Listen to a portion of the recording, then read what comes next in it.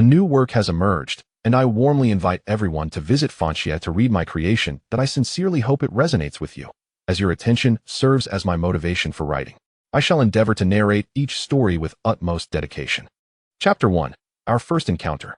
Greetings, everyone. I am a newcomer. As I embark on this journey, I kindly ask for your guidance. This is my inaugural attempt at writing. I would greatly appreciate your constructive feedback and understanding.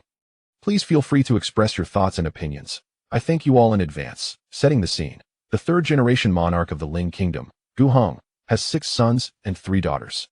The Empress, Li Qingshang, is the sister of the current Duke of the North, Li Jinling, who is one of the influential figures in the nation. The political landscape is maintained through a delicate balance among 6 prominent families: the Qin, Wei, Lu, Jiang, Lin, and the branch of the Prince of Shi, Gu Shuqing. The Jiang and Lin families are sworn enemies, while the Wei family stands in stark opposition to the Prince of Shi. The Qin and Lu families have always held differing opinions. Surrounding the Ling Kingdom are 3 nations eyeing it with envy: the Shan Kingdom, Yun Kingdom, and Chuan Kingdom. The Ling Kingdom boasts 5 formidable generals, each a paragon of excellence chosen from the battlefield, stationed in various regions. In the 3rd year of the Jianxing era, the monarch Gu Hong, a robust 32 years of age, sits upon a high platform, observing his ministers with an air of authority, stating, "It seems the time is nearing." At this moment, on a distant palace path, Lu Jiangyan is engaged in light-hearted banter with his soldiers. "Brothers, we are returning victorious. Let us cherish the time spent with family after such a long separation. Who knows, your parents may have even found you a marriage partner, eagerly awaiting your return to embrace grandchildren." The atmosphere is lively as they strive to uplift their spirits, knowing that behind them linger the souls of their fallen comrades. Victory brings joy to the nation and its people, yet their brothers shall never awaken again. The soldiers, hearing these words, feel a flush of emotion. The general jests, "Perhaps your parents are dreaming of 10 grandchildren. When do you plan to fulfill their dreams?" The camaraderie among the troops continues as they march onward. Amidst verdant mountains and clear waters, the picturesque landscapes evoke anticipation among the populace, who eagerly await the return of their loved ones riding triumphantly on horseback. Even before dawn, they congregate on the streets. From an elevated tea house, a handsome youth gazes towards the city gate with his friend, eager to witness the legendary young general's splendor. His friend remarks, "I hear General Lu is remarkable. At merely 22 years old, he has achieved extraordinary feats, having trained under the esteemed Lu Old General. It is regrettable that Lu, to avoid suspicion, has retired, yet to ensure his descendants do not suffer, he established a hereditary title of loyal and brave Marquis. Young General Lu Jiangyan is the heir, Zichengyan, the loyal and brave Marquis. To prevent any opportunistic individuals from gaining influence in court, maintains neutrality, which is a prudent strategy for a military figure. Indeed, those with great accomplishments often provoke the envy of rulers, but the current monarch is sagacious, and the Lu family is well-respected. As long as they do not overstep, there should be no significant issues." The youth, Gu Linen, the 3rd son of the Prince of Shi, is 16 years old and comes from a distinguished lineage. Beside him stands Qin Shi, the 19-year-old grandson of the Duke of the State. As they converse, a thunderous, synchronized sound of marching feet resonates from the city gates. The soldiers, akin to a silver dragon, advance with unstoppable momentum. General Lu, perceptively aware of the gaze from above, looks up, and both parties exchange courteous nods and smiles as a form of greeting. Qin Shi's heart races with excitement. The sight is truly magnificent. General Lu exudes both valor and elegance, while the soldiers move in perfect harmony, appearing as a singular entity. At the rear of the formation, the guiding spirit banners lead the souls of the fallen warriors back home. Lu Jiangyan exclaims, "Brothers, we have returned." This proclamation is directed towards both the returning soldiers and the spirits. Joy and sorrow coexist. The families of those who did not return weep softly, "My child shall never come back." The soldiers, witnessing this, call out, "Father, Mother, in the future, we shall be your children." Hearing these words, the families smile. One family member states, "While they were in the military, we are grateful for your care. Ultimately, this outcome is a noble sacrifice. When they enlisted, they prepared us for the possibility of giving their lives for the nation. That was their wish. At the very least, they have fulfilled their aspirations." Wiping away tears with their sleeves, they continue, "As parents, we have asked them if they are afraid. Yes, they are. There is a fierce fire in their eyes, and their resolve is unwavering. However, if fear leads to retreat, how can we fight this war? protect our homes, or defend our kingdom? Shall we wait for other nations to invade and become slaves to an overthrown state? If that is the case, we would rather die in battle than be enslaved. So though afraid, we have no regrets. The families nod in agreement. Indeed, we should take pride in this. Lu Jiangyan feels a pang in his heart and bows respectfully to the citizens. They are all exemplary. The young general organized his soldiers in the camp and proceeded to report to the palace. Upon reaching the grand hall, the sharp voice of the chief eunuch announced, "Summon the general of the steed, Lu Jiangyan." The young general, amidst the gazes of admiration, jealousy, and envy, confidently enters the hall and kneels before the monarch. His voice, though not loud, resonates with strength as he pays his respects to his majesty. The emperor, rising and descending the steps, personally assists him, exclaiming, "Indeed, Jiangyan is a young hero. Well done." He pats the young general on the shoulder. Lu Jiangyan humbly replies, "I dare not claim such accolades. Talents abound in this world, and it is through your majesty's benevolence that I achieved this victory, which is also due to the seamless collaboration of my fellow soldiers. It is a shared triumph, and I do not seek personal glory." The emperor, visibly pleased, laughs heartily 3 times, exclaiming, "Good lad, you possess eloquence. General Lu has taught you well." However, Jiangyan should not be overly modest. Such a great victory would not be possible without exceptional skill. Such talents are indeed a blessing for Deling. Speak freely. What rewards do you desire? As long as I can grant them, do not hesitate to ask. Lu Jiangyan contemplates for a moment. "I do not desire much, but if your majesty wishes to bestow a reward, a sum of money and a residence would suffice." Upon hearing Lu Jiangyan's candid request, the emperor's smile broadens. "A trivial matter. Soon, I shall have Yanzhu deliver the silver and property deeds to the loyal and brave marquis residents. Also, do convey my regards to the old general. Now, unless there is anything else, you may leave and not keep your family waiting. By the way, there will be a banquet tonight in the palace to celebrate your success." Chapter 2. The Imperial Banquet, Zhongyong Hofu. Upon returning to his residence, Lu Jiangyan was warmly welcomed by everyone in the household. He first paid his respects to several elders. The old marquis surveyed him with satisfaction, nodding approvingly. "You have grown darker, stronger, and more mature. How went the battle? You were not injured, were you? Your parents have been worried sick, frequently visiting the temple to pray for your safety.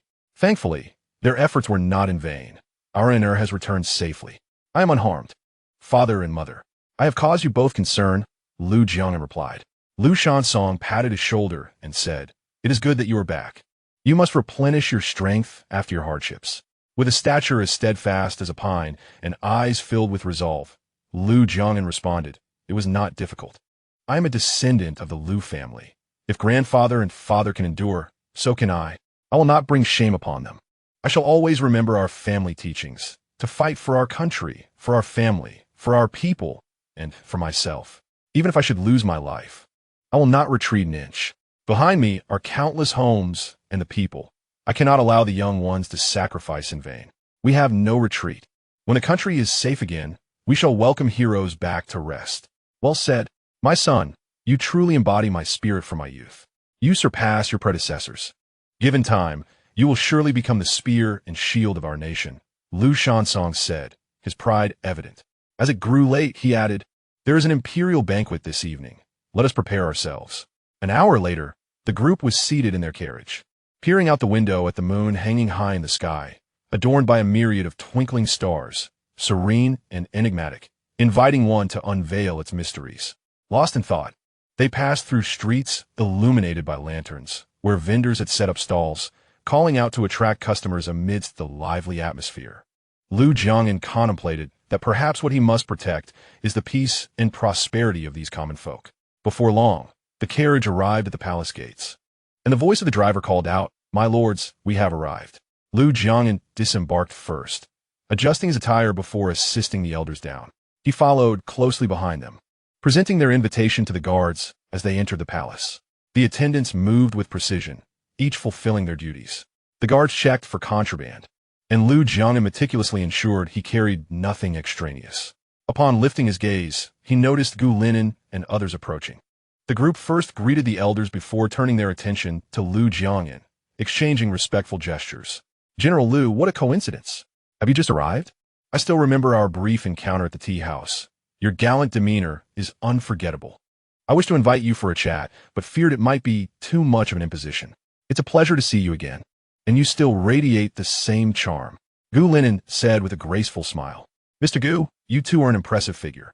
When I caught a glimpse of you that day, I thought you a rare gem, possessing a refreshing charm devoid of worldly flamboyance. It feels as if we are old friends, and this reunion is memorable. We are indeed fated to meet, Lu Jiangyan replied. All of you gentlemen are equally distinguished. Shall we enter together? Such an honor, they all exclaimed in unison. At the banquet, the ministers, each with their own agenda, exchanged toasts while speaking polite words that belied their true intentions. A moment later, the chief eunuch beside Emperor Jiansheng announced loudly, prompting all ministers to kneel and bow. We pay our respects to your majesty. May you be blessed and at peace. Emperor Jiansheng ascended the platform with a commanding presence, his voice resonating with authority. Rise. All of you, please take your seats. Jiangyan, you are no longer a child. Do you have someone you admire?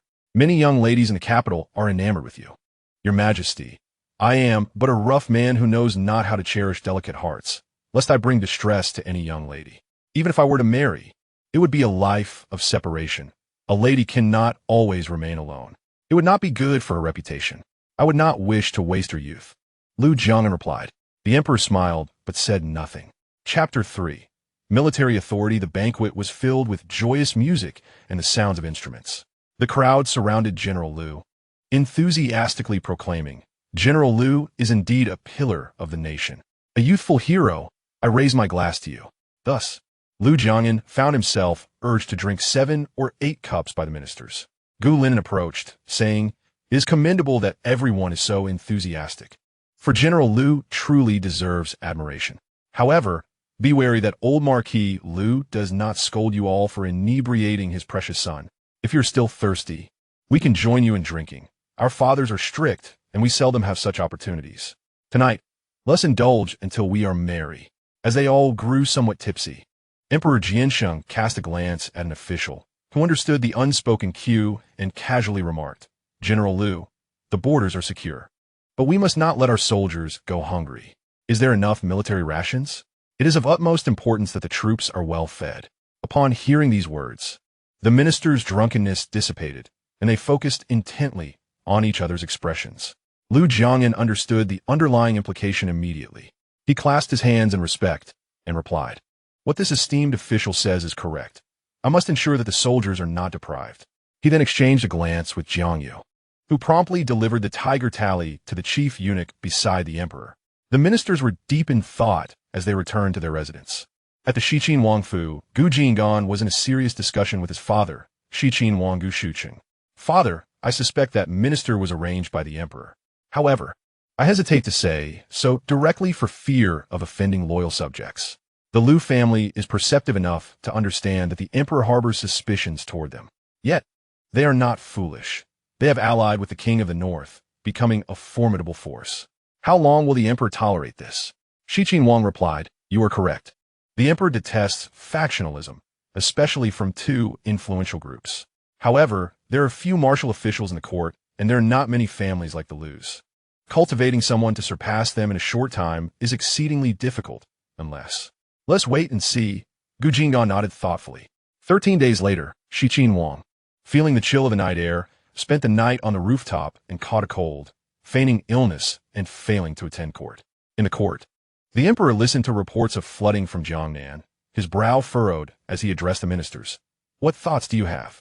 The minister of personnel stepped forward and said, Your Majesty, many ministers are over 50 and may not withstand the journey. I have heard that among the noble youth, there are many talented individuals.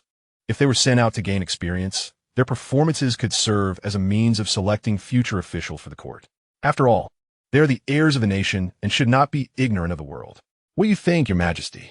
Emperor Jiansheng smiled faintly, as if he could see through the minister's intentions. Which of them do you believe is suitable for this task? The Minister of History pondered for a moment before replying. I have heard that the 3rd son of Shiqin Wang, Gu Jinggan, is meticulous and earnest, adept at adapting. He may be able to shoulder this responsibility. Emperor Jiansheng considered this, but he is still very young, merely a scholar.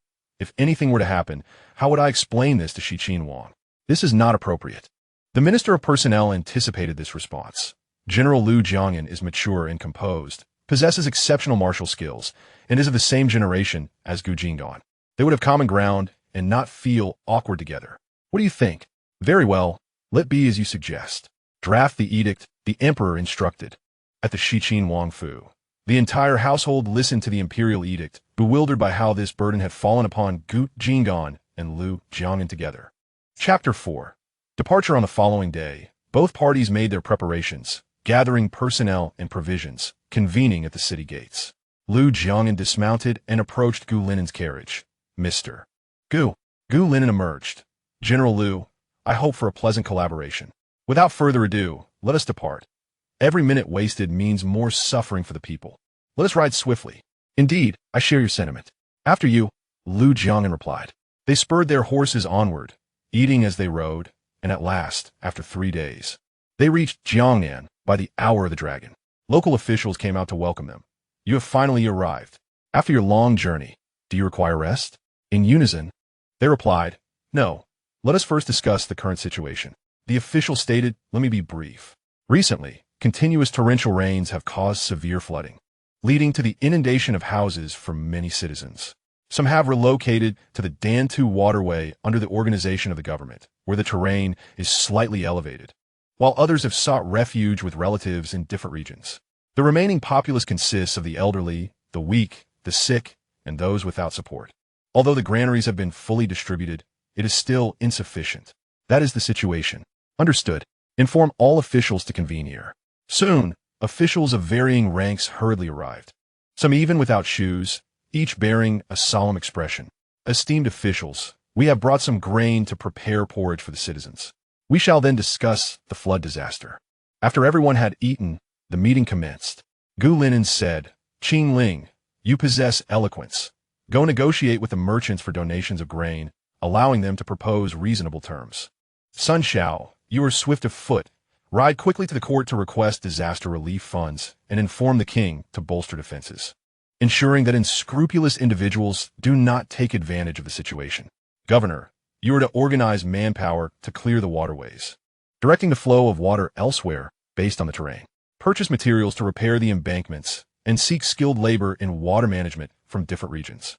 Let the people learn while they work, passing on their skills so that in future calamities, we will not be left without capable hands. General Liu, what are your thoughts? Mr. Gu's arrangements are quite commendable. General Liu Jiangyan replied approvingly. My subordinates can handle quality inspections. Very well. Let's commence our actions and strive to resolve this flood crisis promptly. Gu Linen and Liu Jiangyan shed their cumbersome garments, donning work-appropriate attire, wielding tools as they personally waded into the water, leading by example. Observing this, the others felt compelled to contribute earnestly. Let's take a break, everyone, and replenish our energy, Liu Jiangyan suggested after an hour of labor. Gu Linen proposed, I suggest we implement a shift system, allowing for efficient use of time while ensuring everyone can rest adequately, thereby restoring their energy for swifter work. Shall we agree to bring the citizens back as soon as possible? The citizens, invigorated, agreed enthusiastically. Observing the industrious efforts of the populace, Liu Jiangyan remarked, the common people rely on the heavens for sustenance. When the heavens do not favor them, the fruits of their labor for the year may be rendered futile. Yet they are still burdened with taxes to the court, while corrupt officials rob them of their lands and children. The food they manage to gather is scant, yet they continue to toil, for they do not wish for their families to perish from hunger. Indeed, they strive diligently to survive. Perhaps for them, being together with family each day to witness the dawn of a new day is the greatest blessing, Gu Linen replied, his gaze reflecting complexity. Whether in prosperity or decline, it is the common people who suffer. Regardless of the rise or fall of a nation, the burden rests on their shoulders. In times of war, the children of the people enlist to serve the country. Should they return, it is a blessing. If not, they become nameless graves, their names lost. Once treasured by parents who pondered over them, now mere unsung heroes. When a nation flourishes, it demands labor, economic development, and various taxes. How much of the earnings can one truly retain? And should a calamity strike, what then? General, I wish for the people to triumph once, Gu Linen declared, his voice resolute. I know this may sound like a jest, My background is privileged, and I have lived in comfort. How could a mere experience truly lead me to care for the people? Because I am human. Lu Jiangyan, taken aback, regarded him thoughtfully for a prolonged moment. I believe you. Chapter 5. Returning to the capital, after the entire populace worked tirelessly in shifts, the flood was mitigated over the course of 5 months. Farewell to the citizens. General Lu, we shall return home now, unaware of what awaits us. Whatever may come, we shall meet it, Lu Jiangyan replied nonchalantly. Such a good attitude. Indeed, we shall face whatever challenges arise with equanimity. Let us take the carriage and enjoy the scenery along the way. After such a long period of labor, a moment of tranquility would be welcome. Do you think the emperor will reimburse us for the expenses we've incurred? Lu Jiang inquired. Surely, there will be substantial rewards. Why? Is General Lu short on funds? Gu Linen asked, puzzled. Indeed, money is hard to earn, yet expenses are ever present, especially with such a large household, Lu Jiangyan replied. Gu Linen was perplexed. But the old marquis and the marquis have decent stipends. How can there be such a shortage? That money is earmarked for other purposes, Lu Jiangyan said with a knowing smile. Gu Linen chose not to press further, not wanting to appear indiscreet. As the carriage jostled, the driver called out, General, young Master Gu, a group of refugees has blocked the road ahead. Shall we drive them away? The two dismounted and observed the refugees, their eyes filled with fear, helplessness, and a flicker of hope for a better life. Lu Jiangyan sighed inwardly and asked, Dear villagers, why are you here? Where have you come from? And where do you intend to go? The leader of the refugees trembled as he stepped forward. We are farmers from a neighboring county. This year, due to calamity, we have harvested nothing. With no other options, we have come to beg for help, hoping for the compassion of kind souls. It has not been easy. We have some provisions and a small amount of silver for you to use. There is a shop 3 kilometers to the south seeking workers. You may try your luck there. Of course, we also have our conditions. We may need your assistance in the future, and we hope you will not refuse. Gu Linen spoke softly. The refugees, filled with gratitude, thanked him profusely before departing. Lu Jiangyan looked at him in confusion. Why utilize even the refugees? Gu Linen replied, In this bustling world, everything is driven by interests. While not everything belongs to me, I can utilize all. There is no such thing as unmotivated kindness. Even if I do not use others, they will use me. It is better to prepare for contingencies than to be left helpless. General, I am of royal blood. Lu Jiangyan paused, reassessing the seemingly harmless young man before him. Do you think I am overly cautious and unworthy of close association? Gu Linen smiled, though the warmth did not reach his eyes. Not at all. This is quite good. At least you possess the ability to protect yourself. However, while preparation is prudent, excessive caution may lead to becoming a pawn for others, Lu Jiangyan warned, his expression serious. Gu Linen smiled faintly. Let's hope we are not enemies. Indeed, with an opponent like you, the outcome remains uncertain, making it difficult to gain an advantage. Are you ready to enter the capital? Gu Linen asked. Can one enter without being prepared? We shall adapt as needed. Much like in battle, Lu Jiangyan responded. True, the court is also a battlefield devoid of gunpowder. Unlike war, where the hail of bullets is visible, in court politics, one can never predict the next move or the location of a knife, Gu Linen remarked with familiarity. Upon our return, the emperor should summon you to the court, given your considerable achievements. It would be more reassuring to have you under watch rather than hidden away.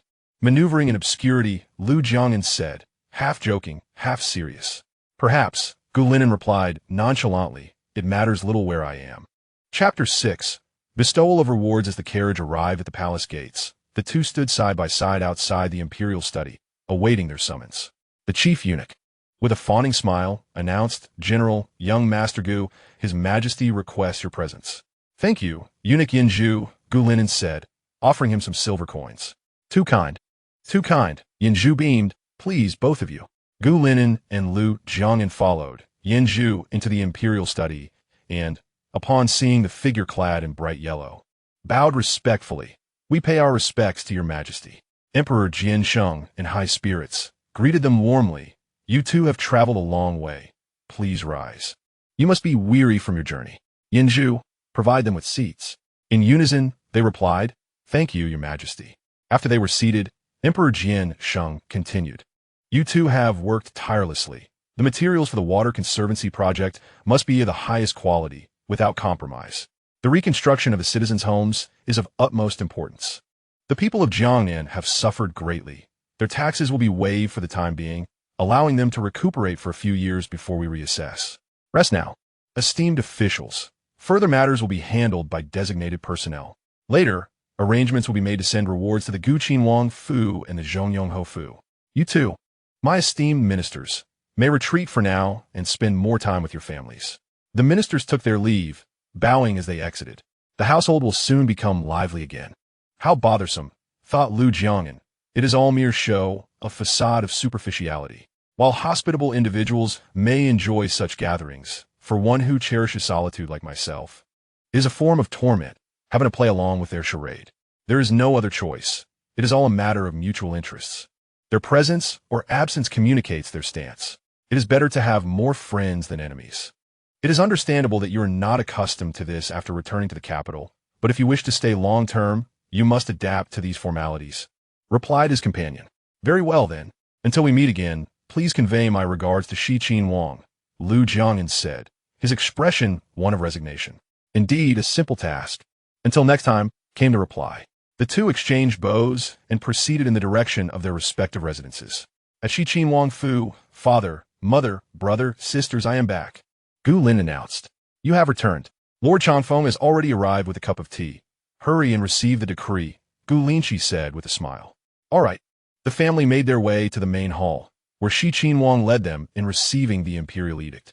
The eunuch delivering the edict set down his teacup, stood from his chair, and retrieved the bright yellow imperial decree adorned with dragon motifs from his sleeve, reading aloud. The emperor decrees that Gu Linen, son of Shiqin Wang, is intelligent, graceful, and possesses exemplary etiquette.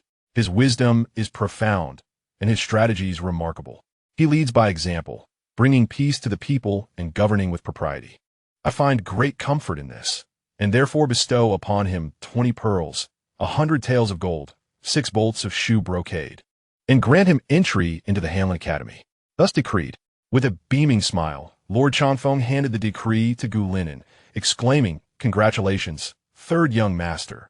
Congratulations to the lord and lady. The emperor has shown favor upon you, and your future is indeed bright. Thank you for your kind words, Lord Chanfeng, Gu Linen replied.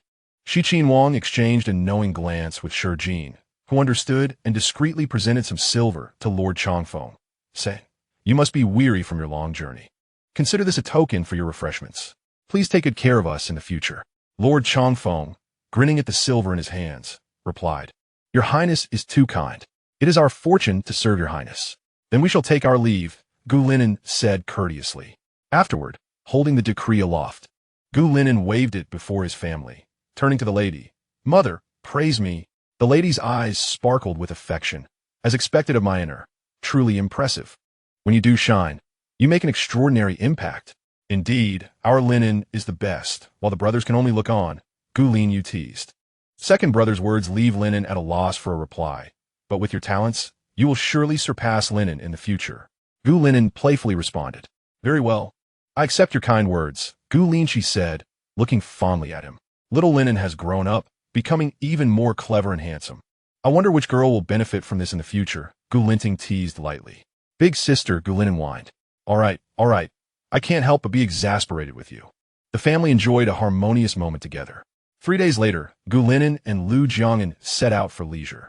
Young Master Lu, shall we take a break and enjoy some leisure today? Yes, I've been feeling quite stifled these past few days. A little outing would be delightful. Lu Jiangyan replied with a broad smile. Would you like some candied hawthorn? Gu Linen pointed to a vendor selling the treats. Sure. I could use a skewer to aid my digestion, Lu Jiangyan said. The two approached the candied hawthorn stall, where an elderly man with a kind demeanor greeted them. Good day, young masters. How many skewers would you like? Gu Linen counted on his fingers. 24 skewers, please. Lu Jiangyan was taken aback. So many? Can you finish them all? Who said I would eat them all myself? I have 2 brothers, 1 sister, my father, mother, Chun Shi, Jin Lin, Qing Ling, Sun Xiao, Qiu Gui, as well as you and I, and my paternal grandparents. Jiang Yu is studying abroad, so he won't get one. The rest will be for my grandfather, father, mother, and the attendants and guards, Gu Linen explained. How much do I owe you, old sir? He asked. 1 won per skewer, young master. The vendor replied with a smile and a slight bow. Gu Linen paid the amount. Thank you, young masters. Have a pleasant day, the vendor beamed. Gu Gongzi is truly generous, buying a skewer for everyone. Lu Jiang'an laughed. It's just spending money to bring some joy. That old man's clothes are patched and barely wearable. Consider it a good deed, improving their lives, Gu Linen replied. You have a kind heart, but there are so many impoverished people. One cannot help them all, Lu Jiang'an said. I'm not a philanthropist. One earns according to their labor. I purchase what I like, and they receive money in return. Is that not mutually beneficial? My money does not come from the wind. If what I buy cannot be used, wouldn't it be a waste?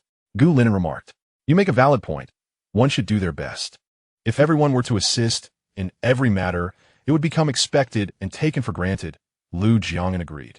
As they strolled down the bustling street, they suddenly heard the sound of sobbing, a stark contrast to the vibrant surroundings.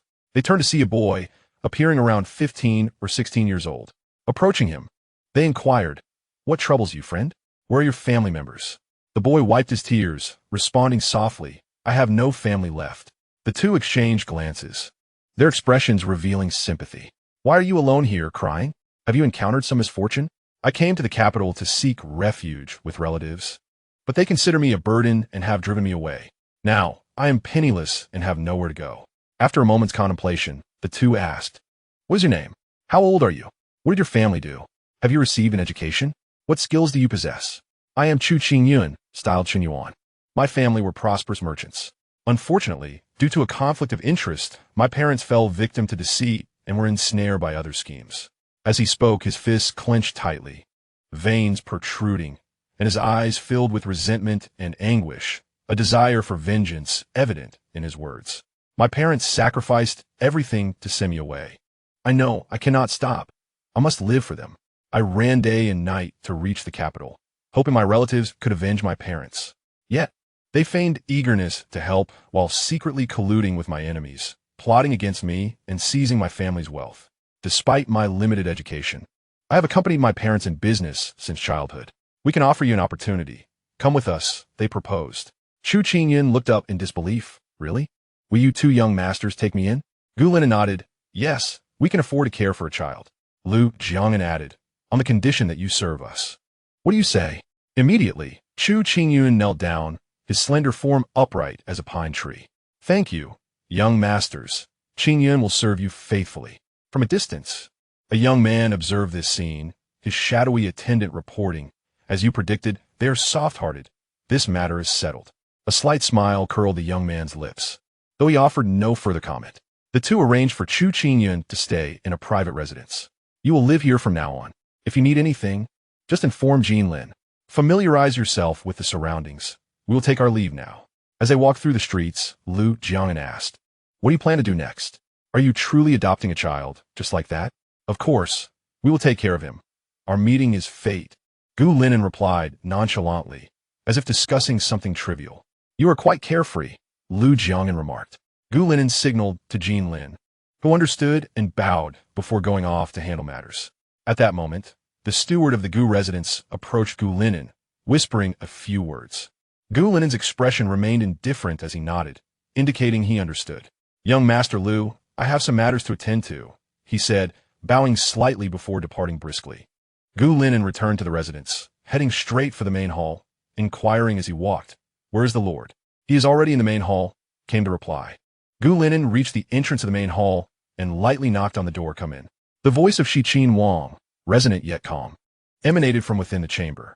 Gu Linen stepped inside and clasped his hands, greeting, Your son pays his respects to father and to the fourth prince. The fourth prince, descending from his seat, smiled and remarked, We are all family here. There is no need for such formality. Gu cousin, he continued, I merely wish to visit my royal uncle, as it has been some time since we last met, and I wanted to ensure you are in good health. Your Highness's concern is appreciated. I am in good health, Shiqin Wang replied. The fourth prince, with a smirk that suggested both jest and scrutiny, observed Gu Linen and stated, I have heard that you and General Lu share a close friendship. Gu Linen, feeling a twinge of caution, maintained a composed demeanor as he responded, It is merely a passing acquaintance, a matter of social niceties. There is nothing of significance to it. Your Highness need not worry. Oh, the fourth prince shifted the conversation, feigning casualness. I have been informed that you and General Liu are raising a child together. A glint of intrigue flashed in his eyes. Dare I say, Your Highness, that my associates may have misled you. It is merely a child we found by the roadside. Looking rather forlorn. It is simply a matter of an extra pair of chopsticks, Gu Linen replied nonchalantly. Is that so? Do not conceal matters from me. For you must understand that the entire Shi Qin Wang Fu stands behind you. Shi Qin Wang said earnestly. Truly, father, why would I deceive you? Gu Linen responded with a hint of exasperation. Very well, very well. You have always been prudent and discerning. As long as you do not cause any trouble, I will allow you to proceed as you wish. Shi Qin Wang sighed, gazing at him intently before falling into silence for a moment. Handle it as you see fit. Should any trouble arise, do not hesitate to return. I assure you, I will protect you. Gu Linen inclined his head slightly. Thank you, father. Now be off. Shi Qin Wang said, fatigue evident in his tone. Yes, Gu Linen replied, walking to the door. He glanced back and noticed a few strands of silver hair atop Shi Qin Wang's head, an inexplicable discomfort settling in his heart. Time had etched its marks upon him. Unconsciously, he spoke, father. Shi Qin Wang waved his hand dismissively. In the dead of night, Gu Linen listened to the news brought by Jean Lin, his expression grave. Fingers absently tapping the table as he pondered the situation. Noticing Gu Linen's unusual demeanor, Jean Lin stood silently, wary of interrupting his thoughts. After a moment, Gu Linen chuckled lightly, though the mirth did not reach his eyes, and said to Jean Lin, in that case, let us feign ignorance and turn the tables on them. Yes, young master, Jean Lin replied with a bow. Chapter 9. Han Lin Yuan, as the sun rose over Fusang, stars and moonlight retreated, and roosters crowed atop the treetops. Morning dew cleansed the air of dust, and a gentle breeze carried the fragrance of flowers. Within the Gu residence, servants busily attended to their tasks. Young master, rise quickly. Today marks your first day at Han Lin Yuan. You cannot be late, said Qiu Gue, knocking at the door. Understood, Qiu Gue. You have a keen eye. Please come in and select an outfit for me, Gu Linen replied, appearing still half asleep. Where is Jean Lin? Have him prepare the carriage. I shall catch a nap on the way. Jean Lin is already preparing. How about this garment? Qiu Gue held up a blue brocade robe. It is fresh, elegant, and understated yet exquisite. Excellent choice, Qiu Gue. Your taste is impeccable, Gu Linen teased. Young master, you flatter me, Qiu Gue said. Her ears tinged with pink. Is your tongue sweetened with honey? Gu Linen japed. Young master, it is getting late. We must depart, Qiu Gue urged. Very well. No more jesting. Let us go, Gu Linen said earnestly. As Jean Lin brought the carriage forward, Gu Linen settled inside, closing his eyes to rest. The carriage glided smoothly, arriving at the gates of Han Lin Yuan. Young master, we have arrived, Jean Lin announced. Gu Linen alighted from the carriage, adjusted his attire, and strode confidently inside. Inquiring of a student, fellow scholar, where might I find the dean? The Han Lin student, recognizing his distinguished attire, indicated the direction of the study. That room is where he works. Thank you, Gu Linen responded, proceeding towards the study and knocking on the door. Enter, came the voice of a middle-aged man from within. Upon entering, Gu Linen beheld a refined and dignified middle-aged gentleman seated at a desk, reviewing documents. Student Gu Linen has come to report, he announced. The dean looked up, a warm smile gracing his features. Young Master Gu, I have long heard of your esteemed reputation. Today, I see you are indeed as remarkable as they say. Your praise is undeserved, Dean. It is an honor to join the ranks of such learned scholars in this esteemed institution, Gu Linen replied sincerely, bowing his hands. The dean nodded approvingly. You are discerning. Dr. Lin is exceptionally knowledgeable, and his lectures are both enlightening and engaging. He shall guide you from this day forth. He then instructed a student, go summon Dr. Lin. A moment later, Linja entered, bowing. Dean, you summoned me? Yes, I have a student for you, the dean said, signaling to Gu Linen. Student Gu Linen has heard much of your name, Dr. Lin, and has often heard his father speak of you, praising your literary prowess and talents. Gu Linen declared with respect. Young Master Gu overstates. Talented individuals are as plentiful as fish in the river. Learning is a lifelong journey. Please convey my regards to the prince, Linja humbly replied. Certainly, Gu Linen said, bowing once more. I am Linja, courtesy name Mengqing, 29 years of age. And from this day forth, I shall be your teacher. Feel free to ask any questions, and do not hesitate to correct me if I err, Lin just said with a gentle demeanor. Yes, I shall remember that, Gu Linen replied respectfully. Now, allow me to outline my expectations. Punctuality, no early departures, and timely completion of tasks. The rest, I trust you're already aware of. Should you falter, I will have to take necessary measures, Lin just stated, producing a ruler from his wide sleeve. Gu Linen felt a shiver of apprehension at the sight of the ruler. Instinctively bowing, I shall heed your teachings, esteemed teacher. The dean chuckled. All right, Mengqing, do not frighten him. Young master, Gu has been personally summoned by the emperor to join Han Lin. His character and habits are undoubtedly beyond reproach. I must not be lax, for the other scholars are entrenched in their theories. However, young Master Gu, being young and eager for knowledge, is the most fitting candidate. Come with me, young Master Gu. I shall show you around and familiarize you with the layout. Lin just said kindly. Thank you, esteemed teacher, Gu Linen replied, following in Lin's footsteps. Chapter 10. An outing in the study of the Lu residence, Lu Fuxing asked. Chang'an, I have heard you have been spending time with young Master Gu. What are your impressions of him? Lu Jiang'an hesitated slightly. We have not interacted extensively, but in our exchanges, young Master Gu is overly courteous and somewhat distant. He appears approachable, yet seems to maintain a veil, obscuring his true self. There is an air of authority about him, and his thoughts seem profound, yet he possesses a childlike innocence. I find it difficult to discern his true nature. Is that so? Lu Fuxing pondered. That is commendable. A gentleman's friendship is often as subtle as water. Indeed, maintaining a respectful distance is the safest form of interaction. Lu Jiang'an agreed. Have there been any developments with the Qin family? That old fox Qin Wenjin is quite cunning, Lu Fuxing inquired, shifting the topic. Nothing unusual. It remains as it always has, Lu Jiang'an replied. That cannot be. The old scoundrel has remained silent for too long. It is suspicious, Lu Fuxing noted, his brow furrowing. Keep a close watch. Often, the most inconspicuous details hold the most significance. Yes, I understand, grandfather. You can rest easy, Lu Jiang'an replied with a bow. 3 days later, General Lu, what brings you to seek me today? Gu Linen asked with a cheerful smile. Is it so unusual for me to seek you out? Lu Jiang'an teased. Not at all. I merely find it surprising, as you are typically so busy with your duties that you scarcely have a moment to spare. Gu Linen replied, a playful glint in his eyes. Gu Linen feigned ignorance of the matter at hand, merely indulging in a moment of leisure amidst his busy schedule.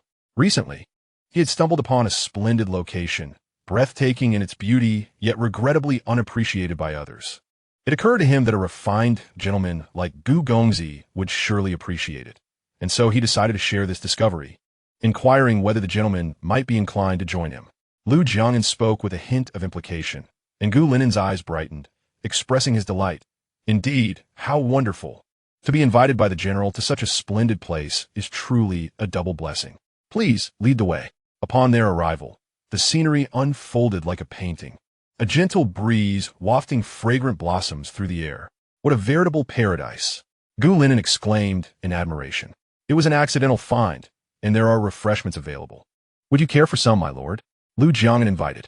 Indeed, such a beautiful setting paired with delightful refreshments is most fitting.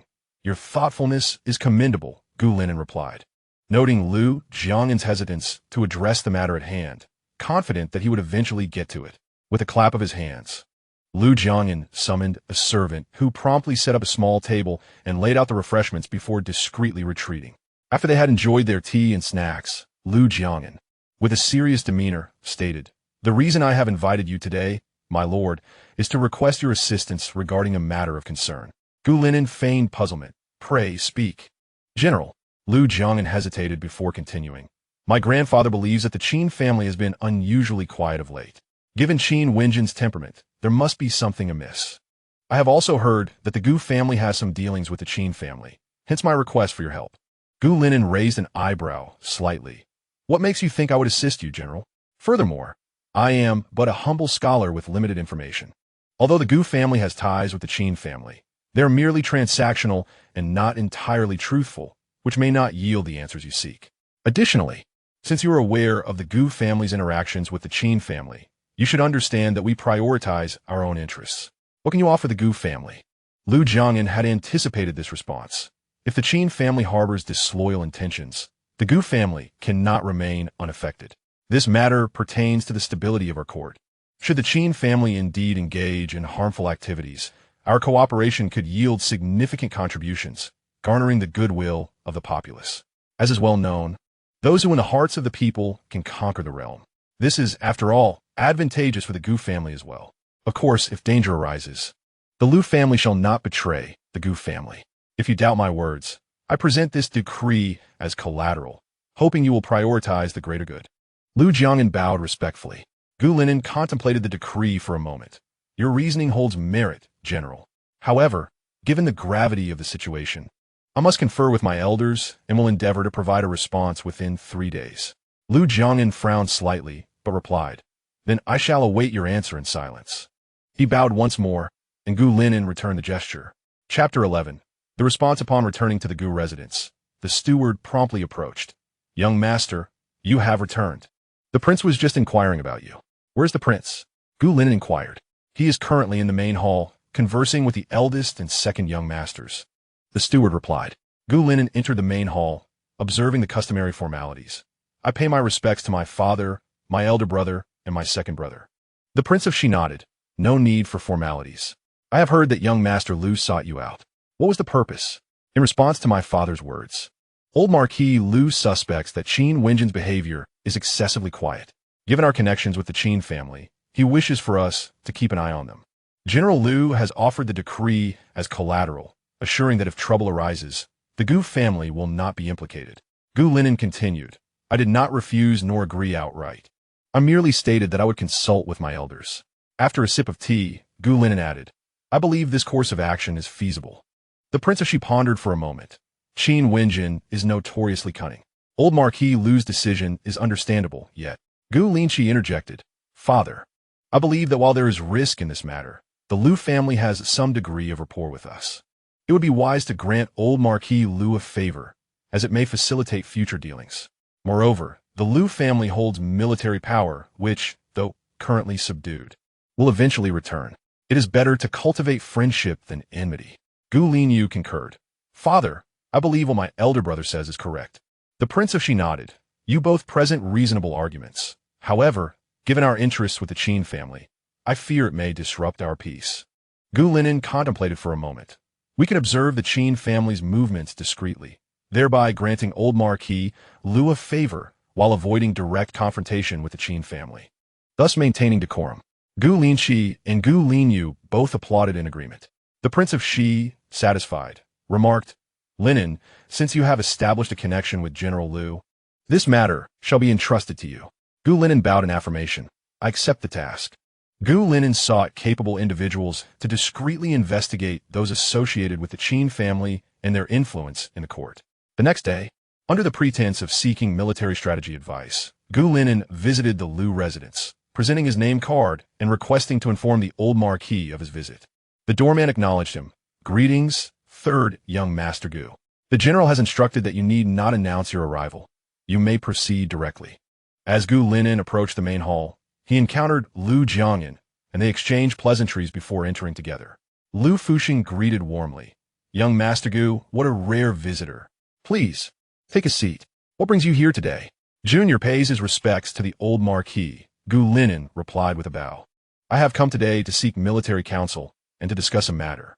Speak freely, Lu Fuxing encouraged, a glimmer of insight flashing in his eyes. Lu Fuxing elaborated on military strategies, and Gu Linen found himself enriched by the discussion. Subsequently, he steered the conversation towards the main topic. I have come on behalf of my father to respond to General Lu's invitation. Gu Linen paused, his voice firm yet measured. We are willing to assist the Lu family in monitoring the Qin family. However, I must reiterate that our dealings with the Qin family are purely transactional, and the information we receive may be partially true or false. It is essential for all parties to weigh the veracity of the information. We still have vested interests with the Qin family. Thus, I ask that both the Old Marquis and the General understand this and refrain from overstepping boundaries. Of course, should any issues arise, the Gu family is open to discussion and will strive to ensure the accuracy of the information. However, there will be conditions, which we shall address at a later time. Old Marquis Lu regarded Gu Linen thoughtfully for a moment, revealing no discernible emotion. The willingness of the Gu family to assist is a fortuitous addition. Should the Gu family require assistance in the future, the Liu family will be willing to help within our means. Gu Linen bowed. I thank the old Marquis and the General for your understanding. Chapter 12. The Qin family within the Qin residence. Qin Wenjin was engaged in discussions over tea with a guest. The Liu family has become aware of our activities and has formed an alliance with the Gu family. We cannot allow ourselves to be at their mercy. We must devise a strategy. The guest furrowed his brow. The alliance of the Gu and Liu families is indeed troubling. Their intricate relationships mean that any disturbance could have widespread repercussions. However, they're not without vulnerabilities. I have heard that the Gu and Wei families have always been at odds. Though they maintain a facade of civility, beneath the surface lies discord. Are you suggesting that we can also form an alliance? Qin Wenjin's eyes brightened. We should encourage the Wei family to create some obstacles for the Gu family. In doing so, the Gu family will be preoccupied, and the Liu family will lose a significant ally. The guest smiled subtly, a glint of calculation in his eyes. Precisely. Lord Wei has always disapproved of the Gu family's methods. We might as well stoke the flames, embellishing the Gu family's faults in front of Lord Wei, while simultaneously praising Lord Wei to bolster his self-esteem. With his spirits lifted, he will undoubtedly strike back. Brilliant. Qin Wenjin nodded vigorously. You truly are the mastermind of the Chu family. This plan is exquisite. But who shall be tasked with approaching the Wei family? Qin Wenjin turned to the guest. The guest, confident, replied, Rest assured, Lord Qin. I have a rapport with the steward of the Wei residence. If he facilitates this matter, it will be easy to plant the seeds of discord in Lord Wei's ear. The two exchanged knowing glances, a conspiratorial smile shared between them. Then I shall leave this matter in your capable hands, Qin Wenjin affirmed. I will arrange it promptly. The guest bowed deeply. Within the Wei residence, Master, it has come to our attention that the Gu and Liu families have allied. The Gu family has always been at odds with us, and now with the Liu family in the mix, this poses a significant threat to us. The steward of the Wei residence hesitated. I am uncertain of the intentions of the Liu and Gu families. I apologize for my excessive words, Master. Feigning regret, the steward added, By the way, Master, Lord Qin has just sent an invitation wishing to discuss the land in the western outskirts of the city. What do you think? Wei Cixing cast a penetrating glance at the steward, who felt as if pricked by needles, though maintaining an impassive exterior while anxiously observing the surroundings. Moments later, Wei Cixing suddenly burst into hearty laughter. Go inform Lord Qin. It has been quite a while since we gathered. Just as I was thinking of him, he arrives. Truly, a meeting of minds. We shall convene at Guanyunlu in 3 days to discuss that piece of land. The steward secretly rejoiced. Indeed, my lord is wise. I shall convey the message to Lord Wei. With that, he clasped his hands and withdrew. At the corner outside the estate, shopkeeper Chu eagerly inquired, How did it go? What did Lord Qin say? The steward deliberately paused for a moment, then revealed a joyful expression. It is settled. Lord Wei has agreed to meet with Lord Qin. Really? That is splendid news. This plan is advancing smoothly, shopkeeper Chu declared, displaying a proud demeanor as he produced a purse of coins for the steward of Wei Manor. The steward smiled appreciatively. You are too kind, shopkeeper. Chu replied with a slight smile, dismissing the significance of the money. It is only right. You have rendered great assistance this time. I merely provide you with a fitting reward. The steward beamed in delight. Very well. Should you require anything in the future, do not hesitate to command me. 3 days later, within Guanyunlu, Lord Qin had been waiting for some time. Wei Cixing arrived late. I apologize for my tardiness. Not all. I have just arrived as well. Please, take a seat, Qin Wenjin replied with a smile. A young man, clad in the attire of the genie Wei and appearing to be in his 20s, interjected, Are the two lords meeting in private without his majesty's knowledge? The two men were startled. How could Lord Jiang be here? Qin Wenjin feigned calmness. Why is it strange for the governor to be here? The Jin Wei exists to oversee the officials. Is it unusual for the governor to be present? Jiang Qingzhu smiled without mirth. You two seem quite anxious. Is there a tinge of guilt? Rest assured, I will report the matter to His Majesty as it is. Thus, their meeting came to an end. As Jiang Qingzhu exited Guanyunlu, he stepped into a narrow alley. Come out now. Brother Jiang, your assistance has been invaluable this time. Gu Linen and Lu Jiang emerged. Indeed, what does young Master Gu plan to offer in return? Jiang Qingzhu teased. Let it be known that our families owe the Jiang family a favor. in the future. We shall not hesitate to assist within our means, they responded. Agreed. Jiang Qingzhu concluded before departing. Chapter 13. The Crown Prince within the East Palace. Crown Prince Gu Huaizi sat at the head of the table, discussing matters with his advisors. Gentlemen, the Gu family has allied with the Liu family, while the Qin and Wei families stand opposed to us. What do you propose we do? One advisor suggested, Your Highness. I believe we should remain unchanged amidst the chaos and observe the developments, but we must also extend aid to foster goodwill. Gu Huaizi agreed. Indeed, we cannot ascertain who holds the upper hand, yet fostering connections with both sides presents no detriment. However, aid must reach their hearts. We cannot allow the fourth prince to steal our thunder. Gu Huaizi pondered deeply. Another advisor remarked, It has come to my attention that the Gu family faces financial difficulties. The Liu family is short on military provisions. The eldest son of the Wei family is frail and has exhausted all remedies.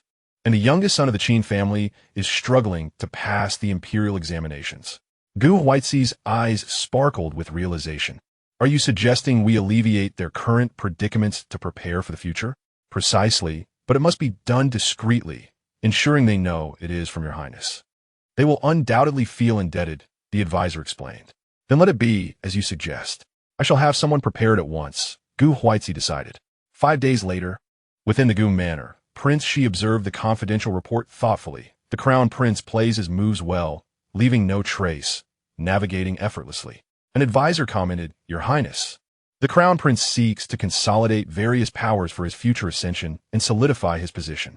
Indeed, Prince Shi replied, his expression inscrutable. This nephew of mine has always presented a facade of amiability, yet beneath lies a ruthless disposition, no less cunning than the current emperor. Had I not aligned with him from the beginning, I might not have fared so well amidst the turmoil created by the emperor against his brothers. What Prince Shi did not say was that had he not held military power and won the people's favor while remaining low-key, he would have been cast aside long ago, as the emperor has always been wary of him. The advisor continued, while the crown prince gathers support, the fourth prince has not been idle. It is rumored he is secretly raising private troops, readying himself. Currently, the most prominent figures are the crown prince and the fourth prince. What do you think? Prince Shi pondered.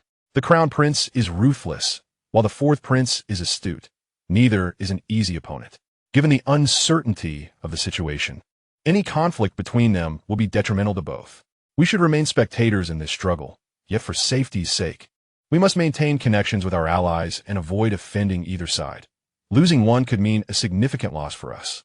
Have the third prince cultivate closer ties with the Liu, Chun, and Jiang families, while ensuring the Lin family remains neutral to avoid raising suspicion.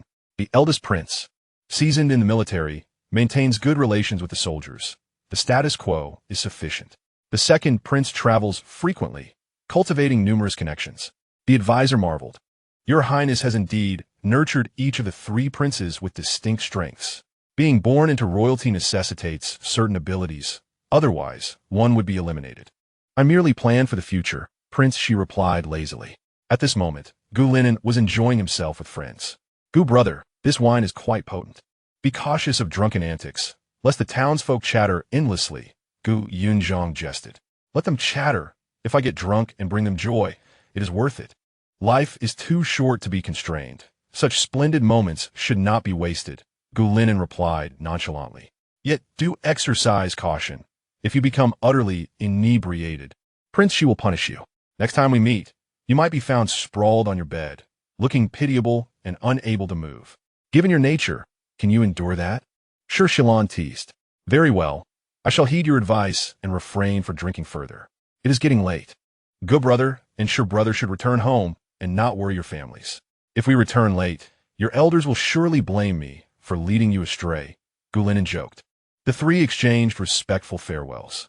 Chapter 14. The young lady one day, Gu Linen, as was his custom, finished school and met friends for leisure. Gu brother, the scenery is splendid now. Shall we go boating on the lake? Chun Shi inquired.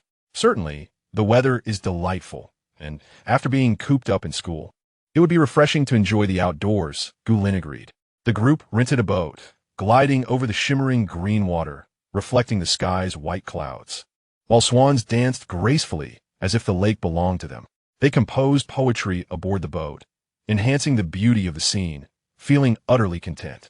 Gu brother, With such beautiful poetry, scenery, and music, is there not something missing?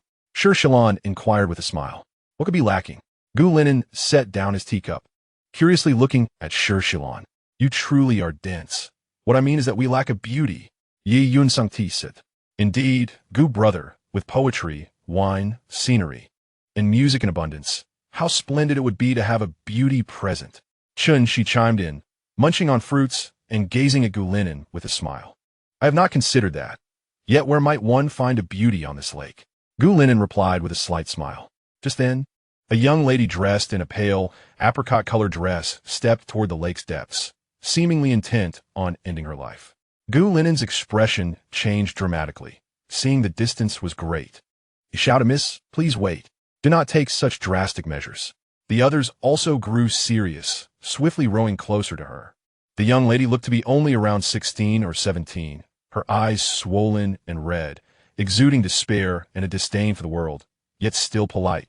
Her voice laced with tears. I apologize for disturbing your enjoyment. Do not say such things. There are still many beautiful things in this world waiting for you to discover. Why do you not cherish yourself? Gu Lin implored. The young lady was taken aback, seemingly unprepared for anyone to care about her. Upon receiving concern from others, her tears flowed uncontrollably, as if they could not be wiped away. My dear girl, please do not weep. You must have endured some injustice. Come with me, and let us discuss this matter slowly, shall we? The young lady hesitated for a moment, then nodded and followed Gu Linen onto the boat. The others exchanged worried glances as they looked at her. My lady, please speak. We are all listening. The young lady opened her mouth as if to speak, but then hesitated, her eyes filled with unspoken words. Ultimately, she shook her head, forcing a smile that seemed distant. I thank you all for your kindness, but family matters should not be shared with outsiders. Seeing her reluctance, Gu Linen refrained from pressing further. If you are unwilling to share, then I shall not inquire further. Yet, life is precious, and you must not act foolishly. In this vast world, there is no issue without a solution, no obstacle that cannot be overcome. If the past is too painful to reflect upon, then bravely forge ahead towards your own broad avenue. The young lady nodded gently and replied softly, Thank you for your kind words, my lord. I shall remember them and hold my life in higher regard. I will tread the path that belongs to me. She slightly bowed her head, noticing the heavy atmosphere. Sir Shilon interjected, All right, let's not dwell on unhappy matters. The night is drawing near, and the bright moon hangs high. Would you care to join us for a leisurely boat ride on the lake? The young lady, feeling a bit shy, inclined her head slightly in acceptance. The boat continued with poetry and banter, filled with warmth and joy. Sir Shilon proposed, given the rarity of this beautiful scene, why don't we each compose a poem? The one who loses shall drink 3 cups as a forfeit. However, for the lady, it is better to abstain from alcohol, so let us use tea instead. If one loses, they shall drink 3 cups of tea. What do you say? The young lady smiled faintly. Very well. I shall not refuse such generous hospitality. Inside the boat, the sound of writing filled the air. After a while, Sir Shilon proudly submitted his poem, and the others followed suit. The group marveled at the young lady's composition. Her talent was profound, and Sir Shilon humbly accepted defeat, laughing as he poured himself 3 cups. The young lady chuckled lightly, the moonlight casting a soft glow upon her, making her appear even more enchanting in her apricot-hued dress, which seemed to shimmer with brilliance. Gu Linen found himself momentarily entranced. Perceiving her as a celestial being descended from the moon, radiant yet gentle. Chun Shi nudged him, teasing, What is this? Have you become mesmerized? Snapping back to reality, Gu Linen felt a flush rise to his ears. I was not. His heart and mind were at odds. Chun Shi chose not to press further and smiled gently at the young lady. It is rare to encounter someone of your caliber. May I inquire your name? I would like to befriend you. My name is Su Yao, and I am 16 years old. It is a pleasure to meet you all. The young lady replied with a slight curtsy. Greetings, Su Yao. I am Gu Linen, and these gentlemen are Chun Shi, Sher Shilon, and Gu Yinshan. Gu Linen introduced each of them in turn. The young lady bowed once more. It is a fortunate encounter to meet you all. However, it is getting late, and I must take my leave. Farewell, and I hope to see you smiling next time, they replied. In Chapter 15, Poisoned, Chun Shi gazed at the young lady's retreating figure. We might save her once, but can we save her for a lifetime? Linen, do you think she will truly come to terms with her situation? Will there be a second or third time? Can the world truly be kind to her? He expressed his concerns. I believe she will. Every individual who wishes to leave does not genuinely desire to depart. Rather, they yearn to be loved, cared for, acknowledged, and understood. We have shown her kindness, and she can feel it. Perhaps she will realize that the world is not as dark as she perceives. A woman of such ambition cannot remain subservient forever. Perhaps when we meet again, she will have transformed, Gu Linen replied with a smile. Adversity breeds talent. Without enduring the bitter cold, how can one appreciate the fragrant plum blossoms? Sure Xilan nodded in agreement. You speak truth, my brother. The young lady is exceptionally talented. She will not allow herself to remain in despair. I believe she will use her discontent as motivation to strive for greatness. It is getting late. Let us all return home to avoid worrying our families. Chun, she suggested. They nodded in agreement, and thus they parted ways. Upon returning to the Gu residence, Gu Linen was approached by Qing Ling, who hurried towards him with a grave expression. A chill ran down Gu Linen's spine as an ominous feeling enveloped him. What has happened? He asked, gripping Qing Ling's arm tightly. Sir, the prince has been ambushed and struck with an arrow to the shoulder. He remains unconscious. The eldest and second sons have already reported to the palace. The madam and young miss are inside with the prince, Qing Ling reported, her voice trembling. Gu Linen's heart sank, and he dashed towards Gu Shuqing's chamber. Upon entering, he urgently inquired, have we called for a physician? Gu Linting spoke with a choked voice, yes. We have. The physician says the arrow is poisoned with a rare toxin. Gu Linen's brow furrowed in deep thought, overwhelmed with emotions. The man who had always been so capable and reassuring was now lying pale and frail before him. Tears streamed down his face as he gazed at his father, the one who had always assured him that everything would be fine. At that moment, his two brothers returned from the palace, accompanied by the imperial physician. Enough crying. Let us hear what Physician Wu has to say, one brother said. Physician Wu hurriedly examined Gu Shuqing's wound and took his pulse. The poison in the prince is exceptionally peculiar. In my many years of practice, I have never encountered such a toxin. The group's expressions darkened. However, there is still hope, Physician Wu continued. I have heard of a poison sage living in Shui Mountain, known for his eccentricity. It would be difficult to summon him, but if we can persuade him to come forth, the prince's poison can be resolved. What does this elder desire? They asked anxiously. It seems the poison sage has a fondness for fine wine, particularly the exquisite Qian Kuan Xian, Physician Wu mused. Qian Kun Xuan. That wine is only available to the emperor, the princess remarked hesitantly. Then we must ask the emperor to grant us the wine, Gu Linen declared resolutely. Whatever the conditions, we must save my father. I shall go to the palace immediately. As he made his way to the palace, Gu Linen was not in the mood to appreciate the scenery and headed straight to the emperor's study. He inquired of the guard, is his majesty present? Yes. The guard replied, please announce my arrival. The guard knocked on the door. Your majesty, young master Gu seeks an audience. Let him in, came the emperor's authoritative voice from within. The guard opened the door. Gu Linen entered upon receiving permission, bowed, and said, I am Gu Linen, paying my respects to your majesty. Rise. The emperor gestured for him to stand. How is the prince's condition?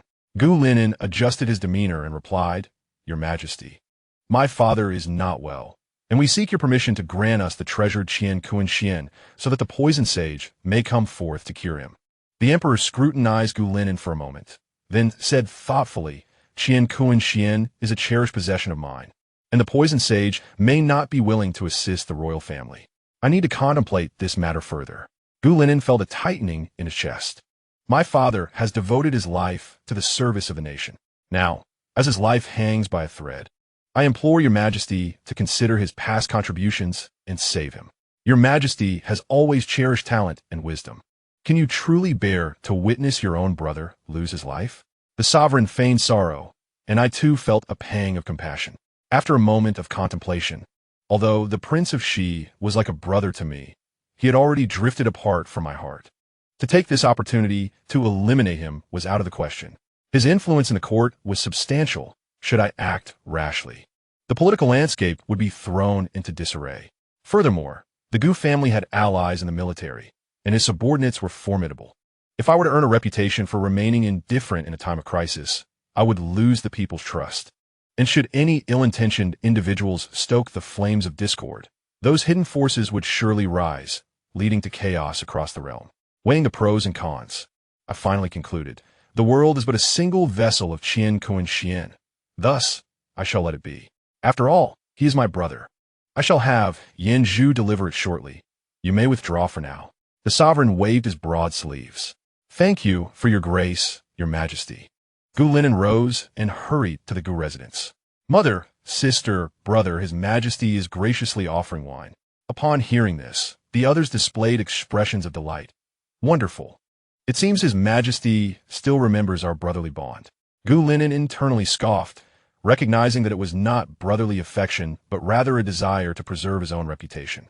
While he maintained a composed facade, he echoed, Indeed, his majesty is merciful. As they spoke, Yanzhu arrived with half a jar of Qian Kuan Xian. Indeed, just half a jar. The group felt a mix of emotions but wore smiles. Thank you, your majesty, for the wine, and for the effort, eunuch. The princess smiled and gestured to Jean Lin. Understanding her intent, Jean Lin presented Yanzhu with a gold coin, to which Yanzhu responded with a beaming smile. Your highness is too kind. Should there be any matters in the future, please do not hesitate to instruct me. If not, I shall take my leave. Farewell, eunuch. Gu Linen inclined his head slightly. Once Yanzhu departed, the others gazed at the half-jar of wine, each lost in their own thoughts. With a soft sigh, the princess remarked, Half a jar is better than none. I remember there is a jade jar in the residence. Let us transfer the wine into that, she continued. Linen and Lin Qi, you go seek the poison sage, while Lin Ting and Lin Yu stay here to watch over the prince. On another side, Lu Jiangyan was engaged in a tea discussion with the poison sage. Elder, in the coming days, someone will solicit your help for a rescue. Is it from the prince of Xi's residence? The poison sage smiled knowingly. You have come for this matter, have you not? Indeed, Elder, I have come for this reason. The prince of Xi has performed commendably for the nation, quelling 3 conflicts, yet he has been secretly harmed and is gravely poisoned, on the brink of death. Thus, I implore you to consider the stability of the state and come forth to save him, Lu Jiangyan said earnestly, bowing deeply. Oh, why do you believe I would prioritize the greater good and step forward to save him? The poison sage regarded Lu Jiangyan with amusement. Lu Jiangyan replied calmly, The prince of Xi is pivotal to the state. Should he depart, chaos will undoubtedly ensue, and you too will be affected. This is not something you would wish to witness. Moreover, your medical skills are unparalleled. Saving a life is merely a trifling matter for you, especially when that life is a cornerstone of the state. You have always enjoyed challenging complex ailments. Hence, I believe you will indeed step forward to assist. The poison sage laughed heartily. You are quite the eloquent one, reminiscent of your grandfather's style. The youth are indeed formidable. You flatter me, elder. I can only aspire to my grandfather's excellence, but I shall not bring shame to his name, Lu Jiangyan replied. The poison sage glanced towards the door. Speak of the devil, and he shall appear. Following his gaze, Lu Jiangyan saw the 2 brothers from the Gu family enter, weary from travel. I have come to see you, elder, Gu Linen and Gu Lin Qi greeted, bowing. We have come today to request your assistance in saving our father. The poison sage glanced at the jade jar they held and inquired, What is this? Upon hearing of your fondness for wine, we requested his majesty to grant us Qian Kuan Xian. Gu Linen respectfully replied, Qian Kung Xuan. Very well, since his majesty has offered his treasured wine. I shall accompany you. However, I do it for the sake of the old Duke Lu, the poison sage said with a knowing smile. Chapter 17. The call to action. Gu Linen turned to Lu Jiangyan, expressing gratitude. Thank you, General Lu and the old Duke, for your kindness. We shall remember this favor. Lu Jiangyan waved his hand dismissively. It was a small matter, and the Gu family has previously aided the Lu family. It is only proper to reciprocate. My grandfather is deeply concerned about the Prince of Xi's predicament, and since you are an old acquaintance, any help is appreciated. Regardless, the Lu family's timely assistance will not be forgotten by the Gu family, and we shall repay it in the future. Let's not linger further, elder. Let's depart, Gu Lin Qi urged, his tone slightly anxious. The group hurriedly made their way home, arriving before sunset. The princess, along with Gu Lin Ting and Gu Lin Yu, rose to greet them. This must be the esteemed poison sage. Please examine the prince, the anxious princess implored, since Gu Lin Ting had not yet been formally introduced. She discreetly retreated behind a screen. The poison sage nodded and approached the Prince of Shi to take his pulse. Suddenly, his brow furrowed in concern, causing the Goof family to tense. The poison afflicting the prince was a mixture of several venomous substances, and without the knowledge of its antidote, even a celestial being could not help. Speaking swiftly, he skillfully used silver needles to puncture the prince's acupoints, then withdrew them promptly. The prince's complexion gradually regained some color, and the family breathed a collective sigh of relief. The poison sage then provided a prescription, instructing them to administer 3 bowls of the medicine daily, assuring them that the prince would recover in about 7 days. "Thank you, Elder," the family expressed in unison. "It is nothing. However, it cannot come without a price. Would you not agree?" The poison sage teased, eyeing the group. They all felt a sudden sense of urgency. Gulinen quickly responded, bowing, "Elder, you have saved my father's life. Should you have any requests, please do not hesitate to ask. We shall comply as long as it is within our means. It is not a difficult matter. I have heard that the Goof family possesses an ancient tome containing secrets of the ages. I would like to borrow it for a look," the poison sage stated. Gulinen lowered his gaze briefly before meeting the elder's eyes again. "That book is cherished by my father and seldom shown to others. However, should you desire to see it, it can be arranged.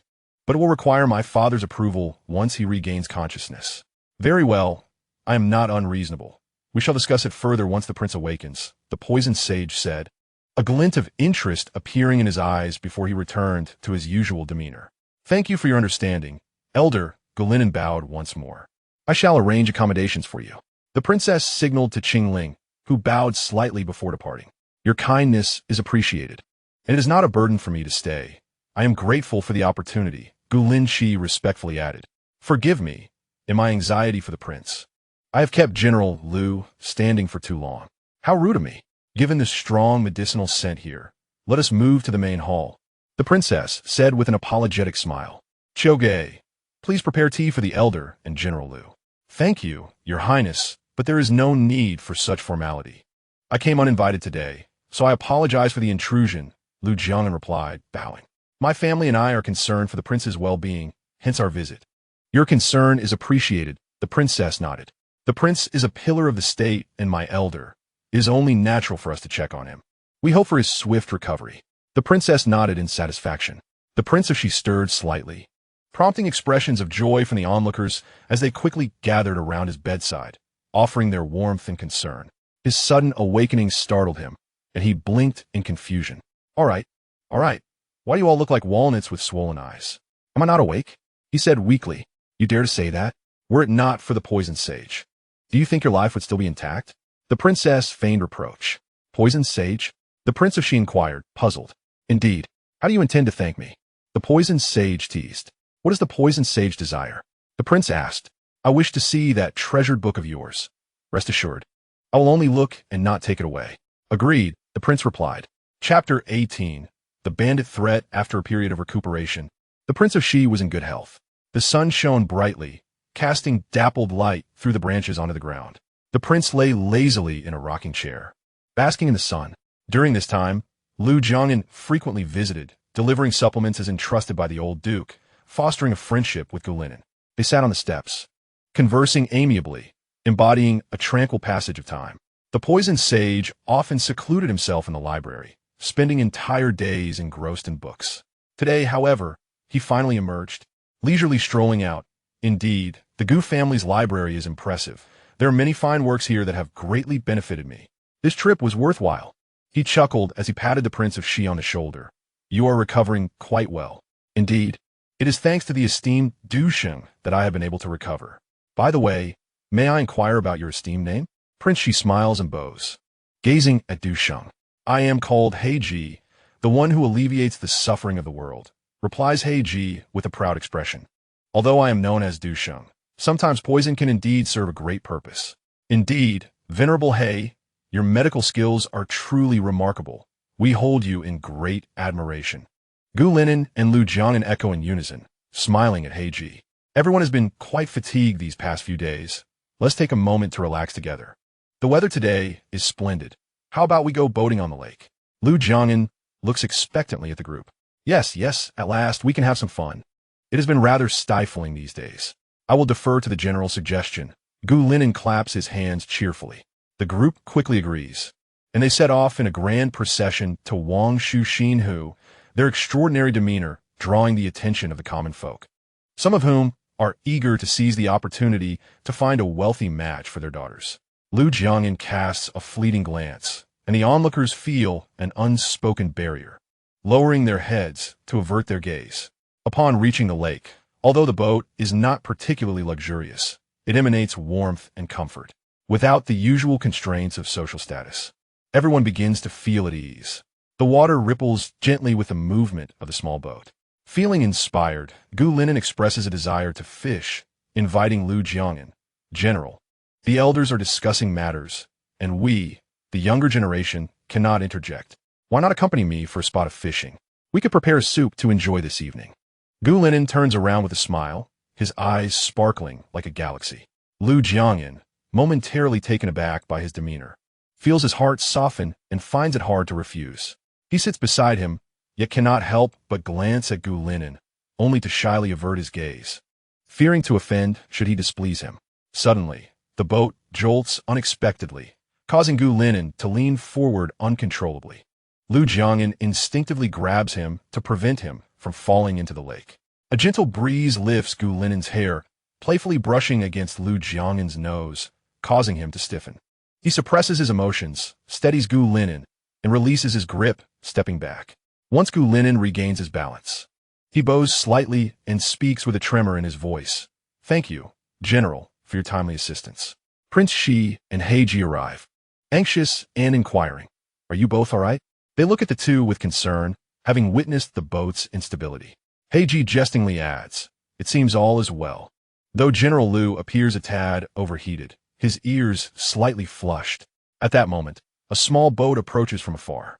Given their distinguished status, everyone remains vigilant until they can discern that the person aboard is Jean Lin, Gu Linen's close attendant.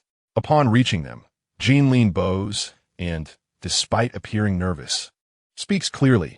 My lord, there is news from the palace. Recently, the bandits in Hanzhou have become rampant, and the local officials cannot suppress them. They reported to His Majesty, who is quite furious. Furthermore, the Grand Censor has recommended you to the Emperor, and His Majesty has consented. The imperial edict has already reached our residence. Upon hearing this, the group furrows their brows, hastening back to the residence to find the chief eunuch standing in the courtyard, holding the bright yellow imperial edict. As the others return, he begins to read the decree. After the eunuch departs, they gather in the conference hall to analyze the situation.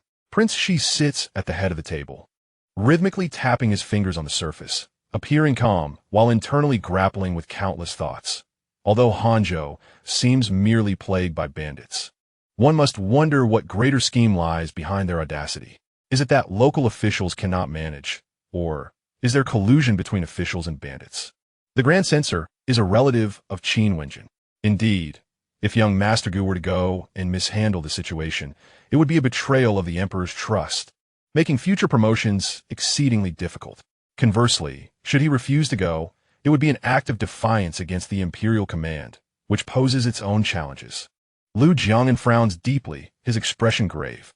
I have traveled widely and possess some connections that might be of assistance to young Master Gu, though Heiji feigns hesitation, as if holding back words.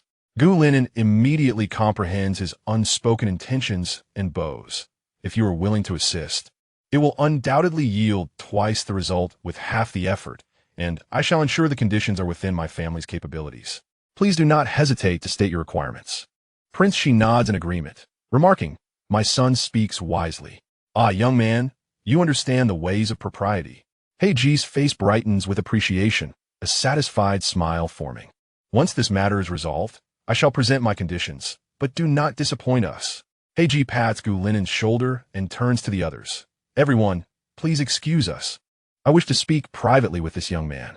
The group steps outside, kindly closing the door behind them. Please proceed. Venerable one, Gu Linen slightly bows. Heiji chuckles and whispers a few words in Gu Linen's ear, then asks, young man, do you remember? Upon hearing this, Gu Linen gazes at Heiji in astonishment, his tone increasingly respectful. Your wisdom is profound. I, your junior, have learned much. Chapter 19. Hanzhou, 3 days later, Gu Linen prepares to embark on his journey to Hangzhou at the entrance of his residence, while the elders at home anxiously check his supplies. He stands at the door, scanning the surroundings as if awaiting someone. In the distance, a carriage approaches and halts at the entrance of the Gu residence. A fair wrist pushes open the carriage door, and a young attendant, dressed elegantly, alights, assisting another person to disembark. Gu Linen's eyes light up with joy. General Liu has truly come. He strides briskly towards the carriage. I would never go back on my promise to see you off, replies Liu Jiangyan, clad in a dark robe and adorned with a jade crown, enhancing his striking appearance as if he stepped out of a painting. After greeting the elders, he turns to Gu Linen, a gentle smile gracing his lips as he approaches. Are you all prepared? He surveys Gu Linen from head to toe, nodding in satisfaction. You look splendid. The blue attire suits you well. Hearing the compliment, Gu Linen spins around in delight. Indeed, it does. I believe so as well. The blue symbolizes renewal and completeness. I wear this to invite good fortune. Upon my triumphant return, let us share a drink together, General. Please do not find me bothersome when the time comes. Gu Linen tilts his head playfully. I look forward to your return, replies Liu Jiangyan earnestly. All right, it is getting late. You two can continue your conversation when Linen returns. Otherwise, we might miss lunch, and Linen will be delayed. Prince Shi observes the bond between them with great satisfaction, contemplating the additional support he will have in the court. Father is truly stingy, even reluctant to let his child eat. Alas, I am grown now, and no longer as close as I was in childhood. Gu Linen feigns grievance. Jokingly remarks, Enough, you two should cease your banter. My husband is quite the child at heart, quips Gu Qin Wangfei with a teasing glance at Prince Shi, then adds, However, I do quite enjoy this. Prince Shi affectionately squeezes the hand of his wife, gazing at her with tenderness. Then, dear wife, you must hold on tightly and not let go. His voice is soft, as if addressing the world's most precious treasure, gently brushing the tip of her nose. At this moment, Heiji clears his throat twice, jesting. Your Highness, the sweetness you two exude is more delightful than honey. I, an old man, cannot withstand such sweetness. Gu Linen and Liu Jiangyan exchange smiles, their expressions radiant, turning their backs to the elders. Gu Linen turns to his parents and declares, Mother and father, I shall take my leave now, and with that he bows and boards the carriage. Inside the carriage, Gu Linen and Liu Jiangyan sit side by side, momentarily at a loss for words. Gu Linen breaks the silence. General, do you still remember those villagers? I have been keeping an eye on their movements. They have become a force to reckon with. Liu Jiangyan immediately understands his meaning. His expression serious as he rhythmically taps his thigh. Oh, do you mean to use bandits to deal with bandits? You know me well. Gu Linen exclaims excitedly. Using bandits to combat bandits. They are familiar with the rules of the trade and will negotiate with more assurance. They are mostly acquainted with one another. What do you think, General? It is a sound idea. Liu Jiangyan contemplates for a moment before responding. However, human hearts can change. Those villagers were merely a temporary measure. If they were to turn against us now, would we not undo our efforts and expose our plans? Liu Jiangyan rests his chin on his palm. What you say is indeed sensible. Therefore, we must first gauge their attitude. But how shall we do so? Gu Linen mentally simulates possible scenarios. A quarter of an hour later, they arrive at the city gates, where Lin Chin's voice calls out, General, young Master Gu, we have arrived at the city gates. Please, General, stay behind. Gu Linen regained his composure, realizing that delivering them here sufficed. Any further would leave a handle for them to grasp. After 2 days of travel, he was nearly a kilometer from the city gates of Hangzhou when a band of over 10 brigands suddenly emerged to block the road. The leader, brazen and unreasonable, cast a greedy gaze. This tree is mine. I planted it. If you wish to pass, leave behind some road money. Qingling immediately grasped the situation, furrowing her brow as her hand instinctively reached for her sword, poised for action. You audacious little thief, she admonished sternly. I advise you not to overstep your bounds. Are you unaware of my name, Jingyin, which resonates within a 9-mile radius? Even the governor would grant me some respect. The bandit leader regarded Gu Linen and his party with a piercing gaze. Seated within the carriage, Gu Linen's interest was piqued by the exchange, and he chuckled lightly. If even the governor is treated with such reverence, how could I dare to offend the esteemed leader? Qingling, please provide the bandit chief with the toll. Young man, you are quite perceptive. The bandit leader accepted the money and waved dismissively, allowing them to pass. Qingling's face was filled with reluctance. Yet she had no choice but to obediently drive the carriage forward. The more she thought about it, the more frustrated she became, ultimately unable to contain herself. "Young master, I have a question that perplexes me. I seek your enlightenment." Gu Linen understood her unspoken inquiry. She wished to know why he had chosen to indulge the brigands, withholding his identity to bolster their audacity. "You are astute, Qingling, aware of my thoughts," he replied. "You have been with me for years, yet still possess such a rash temperament. The situation is unclear. We are in the open while they lurk in the shadows. Presently, we are the passive party. Do you think the Emperor's envoy is unaware of their actions? It serves as a warning to us. I, too, am curious about their confidence. A small concession may preserve greater plans." He lightly tapped Qingling's forehead. Feeling slightly embarrassed, Qingling lowered her head. "I see now that my thoughts were short-sighted. Very well. Let us proceed into the city." Gu Linen indicated towards the city gate. Chapter 20. Evidence upon entering the city. Gu Linen did not hasten to the government office, but instead sought out an inn to lodge in. He instructed Jinling and Qingling to gather information while he descended to a food stall, engaging in casual conversation with the proprietor. Gradually, he steered the topic towards the bandit troubles. Upon hearing this, the owner's expression shifted dramatically, and he hurriedly waved his hands. "I know nothing, good sir. I am just an old man trying to make a living with this humble business. Please do not trouble me." His face showed fear, and his eyes darted around as if wary of unseen observers. Seeing the owner's demeanor, Gu Linen chose not to press further, paying for his meal and departing. The owner exhaled in relief, his smile returning as though the earlier incident had never occurred. "Thank you for your patronage. Safe travels." That night, the wind rustled the leaves, and the distant sound of barking dogs echoed through the alleyways. The moon hung high in the sky, invoking the verse from Li Bai. "In my youth, I knew not the moon. I called it a white jade plate." In his inn room, Gu Linen listened intently to the news brought by Qingling and Jinling, his expression darkening as he clenched his fists, his nails digging into his flesh unknowingly. Qingling and Jinling knelt before him, scarcely daring to breathe. After what felt like an eternity, Gu Linen finally spoke. "They are indeed audacious. How dare they engage in arms trafficking? Is this information credible? Do we possess concrete evidence?" His gaze was piercing. Qingling immediately responded, "Naturally, we have evidence." She turned to Jinling, who solemnly produced the proof from his bosom. "Young master, they have been exceedingly cautious. Most of the evidence has been destroyed. This portion was retained by the bandits to leverage local officials, a safeguard for themselves in case of future exposure. It was gathered by the villagers we previously aided, who infiltrated their ranks to stealthily record the details. Is this evidence authentic? Such crucial information should be heavily guarded. How could others have seen it?" Gu Linen's expression was uncertain. "Logically, yes," Qingling explained. "However, the bandit leader believes that posting guards would only signal the importance of the information, drawing unwanted attention and danger. Thus, he hid it in the most unexpected place, beneath a water barrel.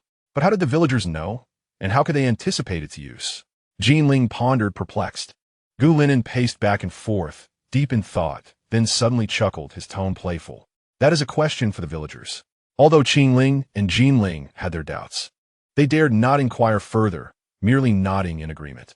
The following day at dawn, Gu Linen awoke to the crowing of roosters. After washing and having breakfast, he stretched lazily and yawned. "Let us go. Today we shall meet with those old tricksters and see what performance they have prepared for us." A smile graced his face, though it held an inscrutable quality. He penned a letter for Sun Shao to deliver to the capital. As officials of all ranks received the notification while dining at home, they hastily set aside their bowls and chopsticks, adjusting their attire before hurrying to their carriages, ensuring to bring along the rare treasures they had prepared. Each wore a smile of servitude as Gu Linen dismounted from his carriage, harboring a cold smile within while maintaining an impassive exterior. "Esteemed officials, my visit today is by the Emperor's decree. Your gifts are rather inappropriate. Please keep them for yourselves." Upon hearing this, the officials' smiles faltered, and they begrudgingly returned the items to their sleeves. "Yes, Your Excellency, please enter and take a seat."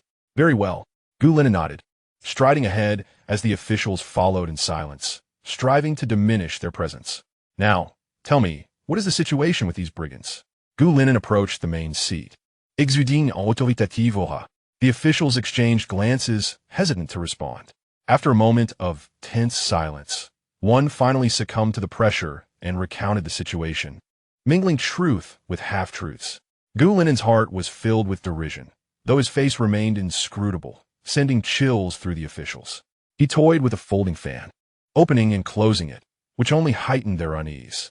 Some officials trembled, while others swallowed nervously, clinging to a glimmer of hope. "I shall trust you for now." Gu Linen's voice betrayed no emotion. "If so, why was this not reported sooner?"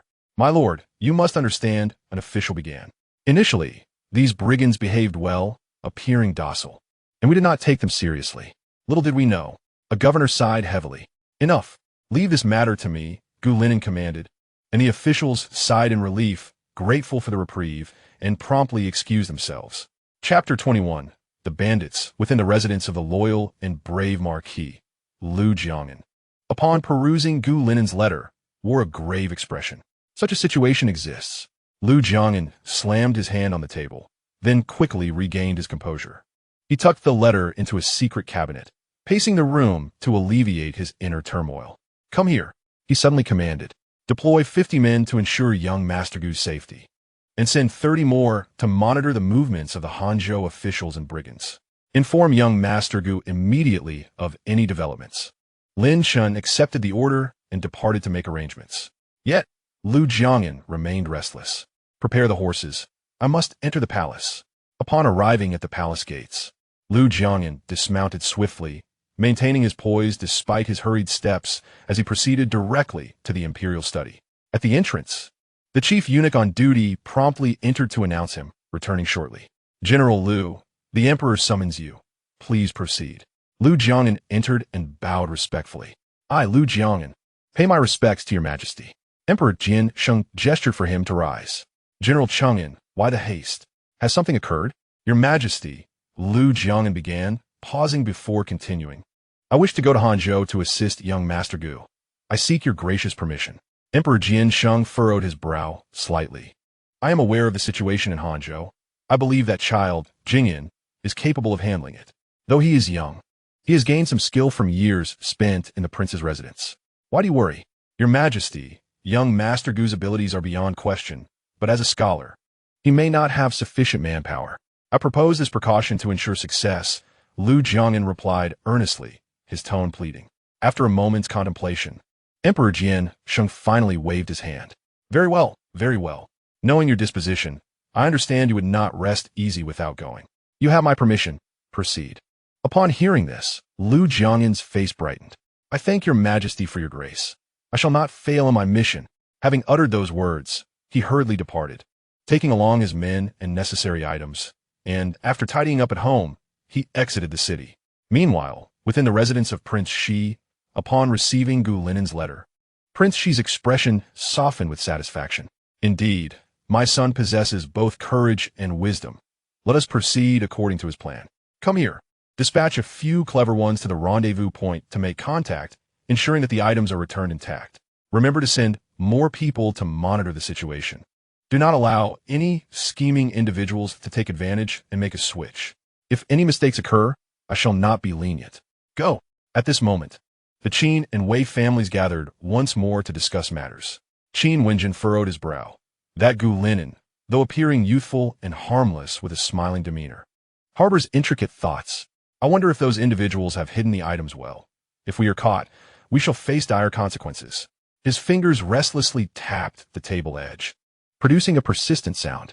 Indeed, Wei Xixing's expression was equally troubled. Now that the young lad from the Liu family is also involved, one troublesome figure has turned into two. They are both formidable opponents. Qin Wenjin gritted his teeth. "This will not do. We cannot sit idly by." Anxiously, he rose and paced back and forth. Suddenly his eyes sparkled with a cunning smile. "I have thought of a solution." He exchanged a knowing glance with Wei Xixing. Upon hearing Qin Daren's words, "I too have conceived a clever plan." The two shared a conspiratorial smile, understanding each other without words. Meanwhile, Gu Linen sat across from the villagers they had previously aided, who now had become local tyrants. "Master Gu, long time no see. I trust you are well. What brings you here from afar?" The former village chief greeted with a beaming smile, though a fleeting glint of calculation flickered in his eyes. Though the glance was quick, Gu Linen keenly caught it, inwardly chuckling. Naturally, I seek your assistance, and of course, reward shall not be lacking for you all.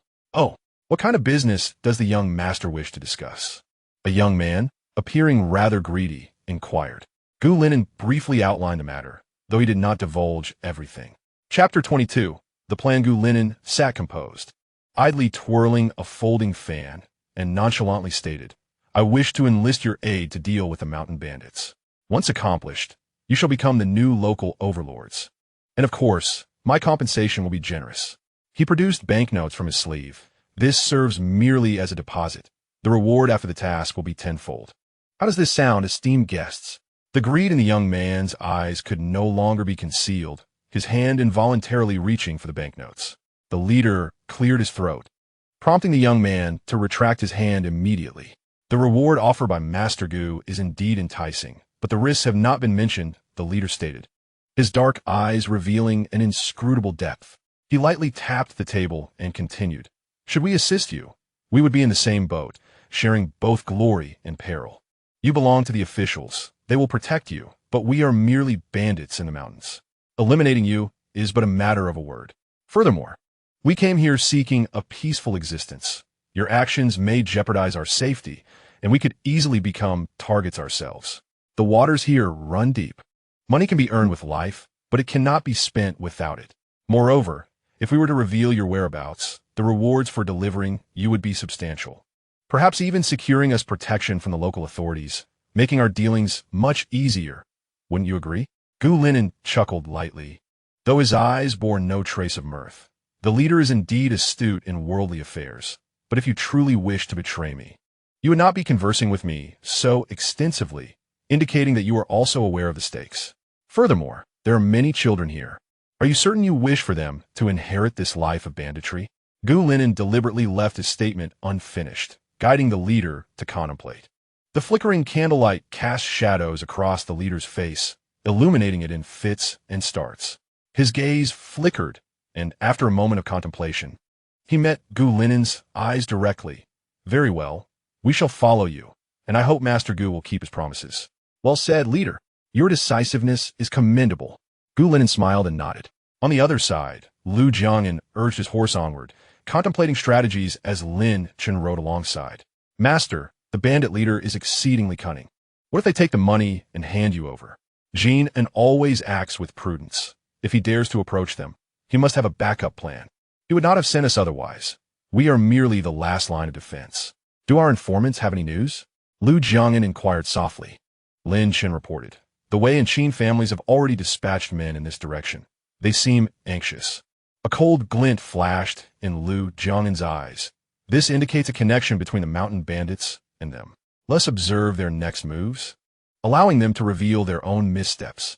Understood, Lin Chen replied.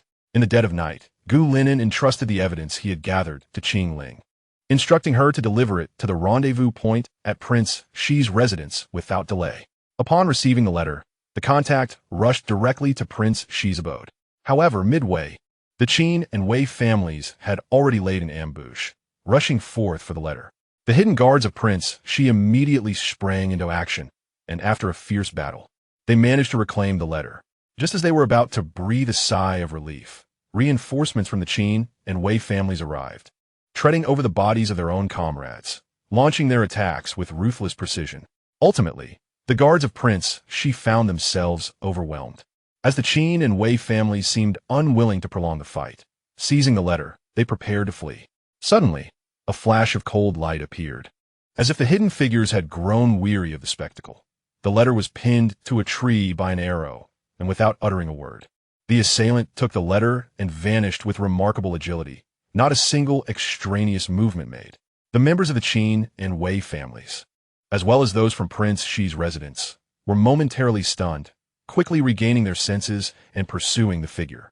Yet, the person was exceptionally swift, disappearing in the blink of an eye. Both groups sensed an impending crisis and anxiously returned to report to their respective masters. It turned out that this individual was sent by the Lin family, observing the conflict from a distance, waiting until both sides had weakened each other before stepping in to reap the benefits. Upon returning to the Lin family, he presented the letter to Lin Jia. Lin Jia, upon receiving the letter, curled his lips in a faint smile, but did not open it. Instead, he set it aside, sitting at the table with eyes as deep as the rivers in the mountains. He lifted a teacup and took a sip, gazing at the person before him. Well done. Thank you for your praise, master. The person replied with a steady voice, showing respect. Go and rest. We have matters to attend to tomorrow. Lin Jia's expression softened, a smile upon his lips, indicating his good mood. Chapter 23. Collaboration, however. At that moment, Prince Shi listened to the report from his hidden guards. His face darkened as if it could drip water. The surrounding air felt as though it might solidify, his gaze sharp as a blade. Suddenly, he rose and strode toward the hidden guard, bellowing, You cannot handle such a trivial matter. What use are you to me? Prince Shi suppressed the fury within him, striving to maintain his composure. After a moment, he spoke in a low tone. Did you see what that person looked like? The hidden guard, visibly anxious, felt as if his heart might leap from his throat. Hearing Prince Shi's question, he trembled, feeling the oppressive atmosphere, making it difficult to breathe, though the darkness was thick. I had a source of light, so I clearly saw the person's appearance. I just do not know their identity, the guard stammered. Then go and investigate swiftly. Once this matter is resolved, you shall receive your punishment. Prince Shi commanded in a deep voice. The hidden guard hurriedly retreated, leaving the suffocating room, exhaling deeply as he rushed to uncover the identity of that person. Meanwhile, upon hearing the report from their own hidden guards, the Qin and Wei families were nearly grinding their teeth in frustration. A bunch of useless fools. How could we let a prize slip through our fingers? What use are you to me? Qin Wenjin kicked over a chair, and if looks could kill, the individuals before him would have perished countless times. The hidden guards did not dare to breathe, keeping their heads bowed in silence, having cursed that person 1,000 times in their hearts. Who could have anticipated such an unexpected twist? Now, blaming them was futile. It would be wiser to investigate that person's identity before making further plans. At your age, do not lose your composure at every turn.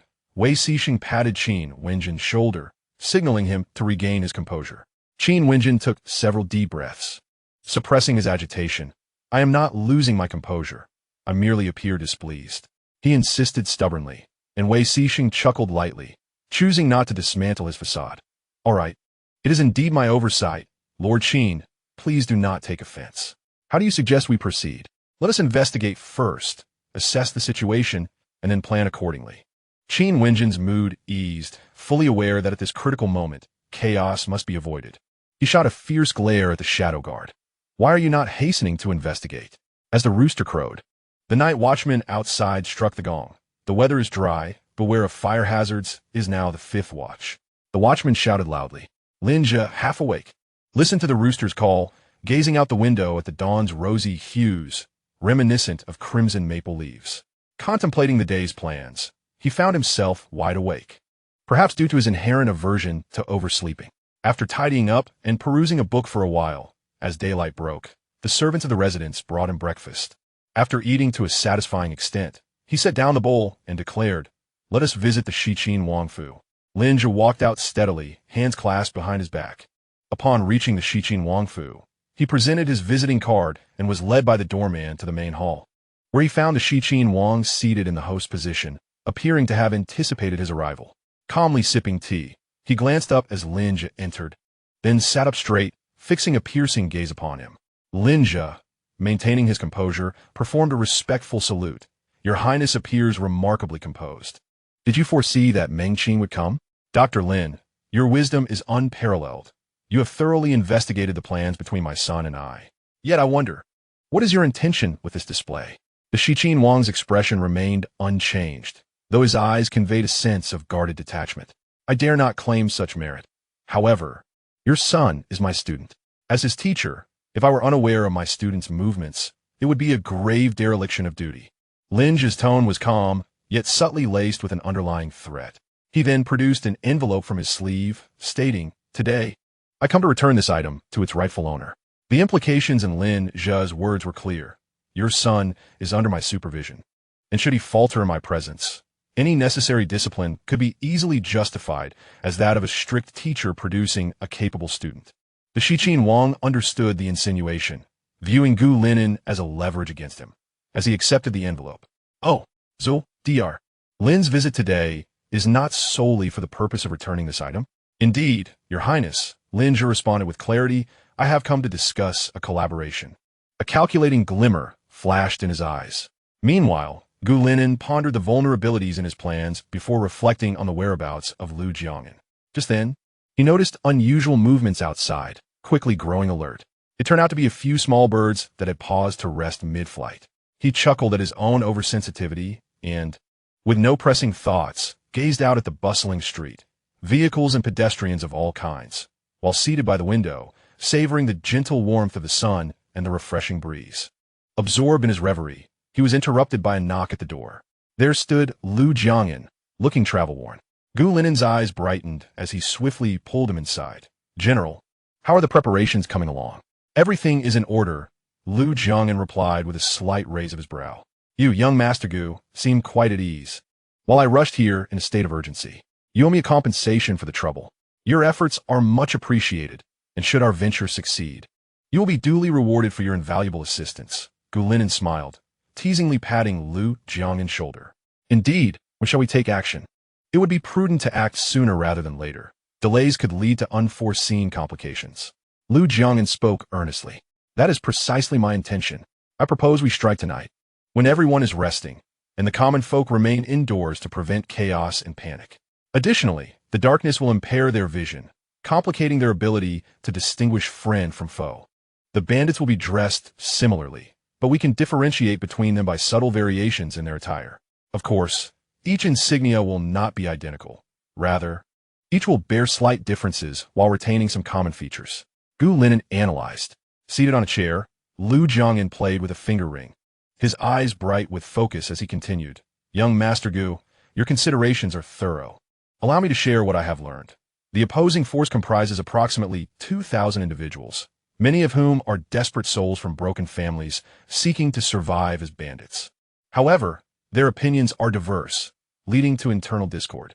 This fragmentation could serve as an advantageous entry point.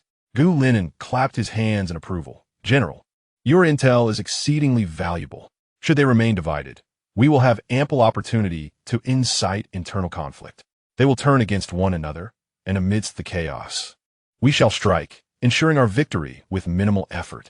At the second watch of the night, Gu Linen had already dispatched individuals to infiltrate their ranks, posing a contentious question that ignited a dispute among them. As opinions clashed, one individual played the peacemaker, further inflaming their argument. Amidst the uproar, he slipped away, signaling the others to act. Move, Lu Jiangyan commanded, his voice steady yet commanding. The village chief led a group charging into the fray, catching the enemy off guard as they were engrossed in their quarrel. As the first adversary fell, they erupted in curses and quickly armed themselves, while some sought personal vendettas. Despite their long-standing presence, the enemy's formation quickly faltered against Lu Jiangyan's disciplined troops. Realizing their inevitable defeat, the opposing force attempted to flee. But Gu Linen's side offered no mercy, dispatching them one by one as they secured every entrance and exit, ensuring no one escaped. General, let us return these spoils to the people. It is time for us to prepare for our journey home, Gu Linen said wearily.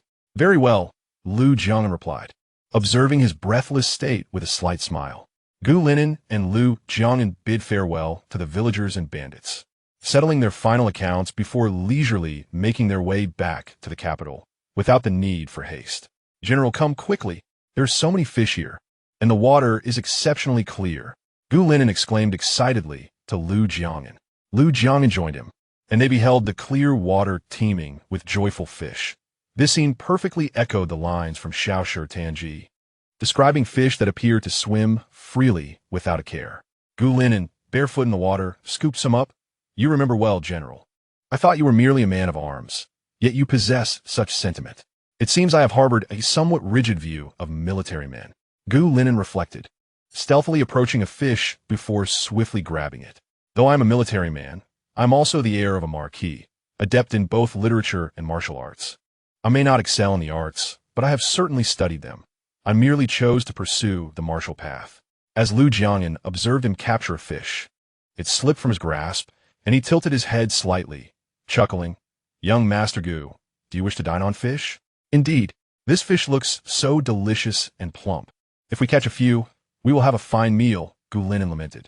Lu Jiangyan chuckled lightly, casually tossing a stone that struck one fish squarely on the head. Here you go, young master, please help yourself. Gu Linen picked up the fish, standing up. General, you have quite the skill. Such deftness of hand implies you have practiced this before. Admiration lit his face. Indeed, I have engaged in this since childhood. I used to love wading into rivers to catch fish, often returning home with mud-stained clothes. I recall one instance when I spotted a fish by the roadside, thinking it was abandoned, and took it home.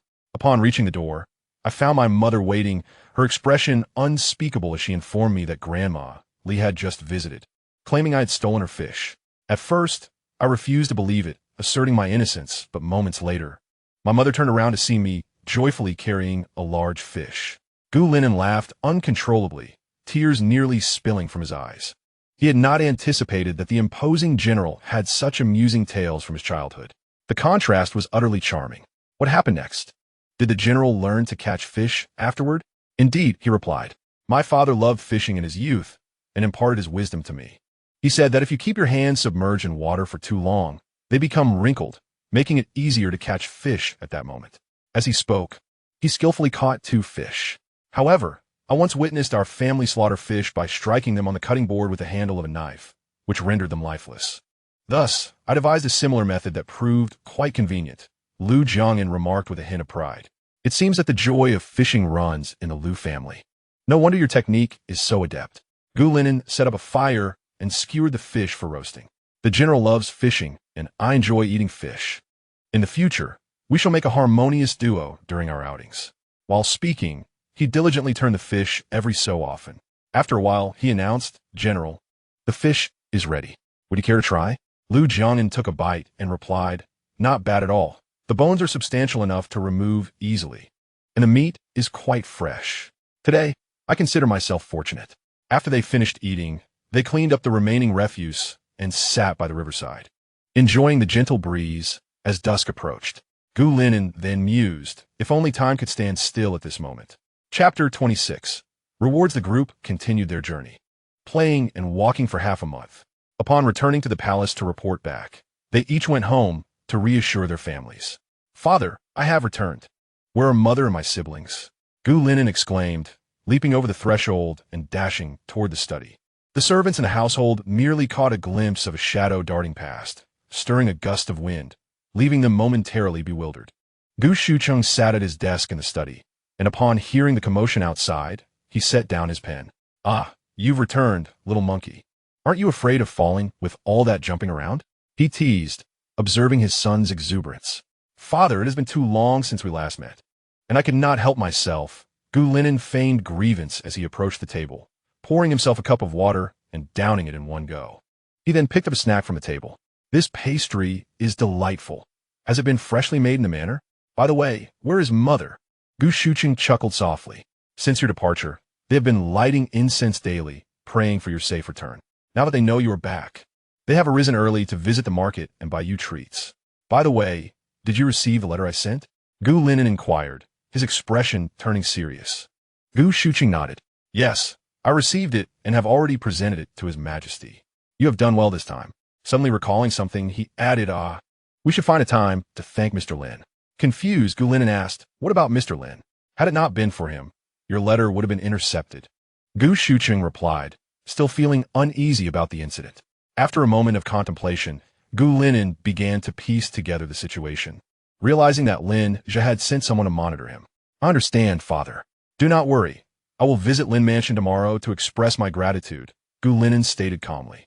Outside, the cheerful chirping of birds drifted in, and both men found the noise soothing, easing their spirits. The gentle breeze swayed the branches, casting playful shadows on the ground. Meanwhile, as Lu Jiangyan arrived home, the parrot raised by Lu Fuxing immediately squawked, Safe return.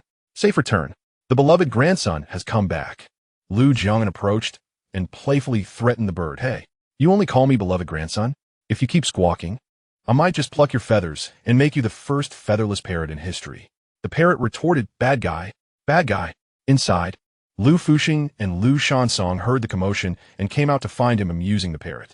Lu Shansong could not help but chuckle. You rascal.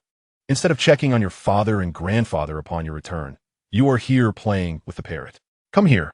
Let me see how you have changed. With a bright smile, Lu Jiangyan walked over. Grandfather, your parrot is quite mischievous. Boy, do not change the subject. I must ask you, did you gain anything from this trip? Did you take good care of yourself? Lu Fuxing inquired, feigning seriousness while his eyes sparkled with mirth and pride. Yes, yes. Rest assured, grandfather, I took excellent care of myself, Lu Jiangyan assured, thumping his chest. Moreover, this trip was quite rewarding. I experienced joy and relaxation, a freedom that soothed both body and soul. His face beamed with happiness. By the way, has young Master Gu returned? Lu Shansong asked. He has returned, Lu Jiangyan replied. After this incident, our relationship with the Gu family has certainly become stronger. That is indeed a good thing, Lu Fuxing remarked meaningfully. A sharp voice from outside announced the imperial decree. His Majesty has decreed that Lu Jiangyan of the loyal and brave Marquis household shall be rewarded for his meritorious service in combating bandits and ensuring the safety of the people. He is hereby granted 10 bolts of fine silk, 50 taels of gold, and temporarily appointed as the commander of the Imperial Guard. Thus decreed. Thank you, Your Majesty. Everyone echoed in unison. Meanwhile, in the Gu household, another official arrived to deliver the imperial edict. His Majesty has decreed that Gu Linen, the son of the Evening Prince, possesses both courage and strategy with quick wit. He bravely fought against mountain bandits, safeguarding the happiness and safety of the people. He shows great potential, but considering his youth, he is bestowed the title of Deputy Censor, 4th rank. Thus decreed. Thank you, Your Majesty. Everyone expressed their gratitude in unison. Chapter 27.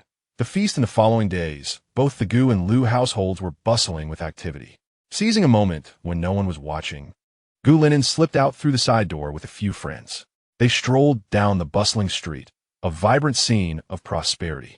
Suddenly, they heard the enchanting sound of a guqin drifting across the river. Following the melody, they spotted a modestly dressed maiden seated in a small boat, her fingers gracefully dancing over the strings, captivating the onlookers. Miss, your guqin skills are remarkable, Gu Linen said, slightly bowing.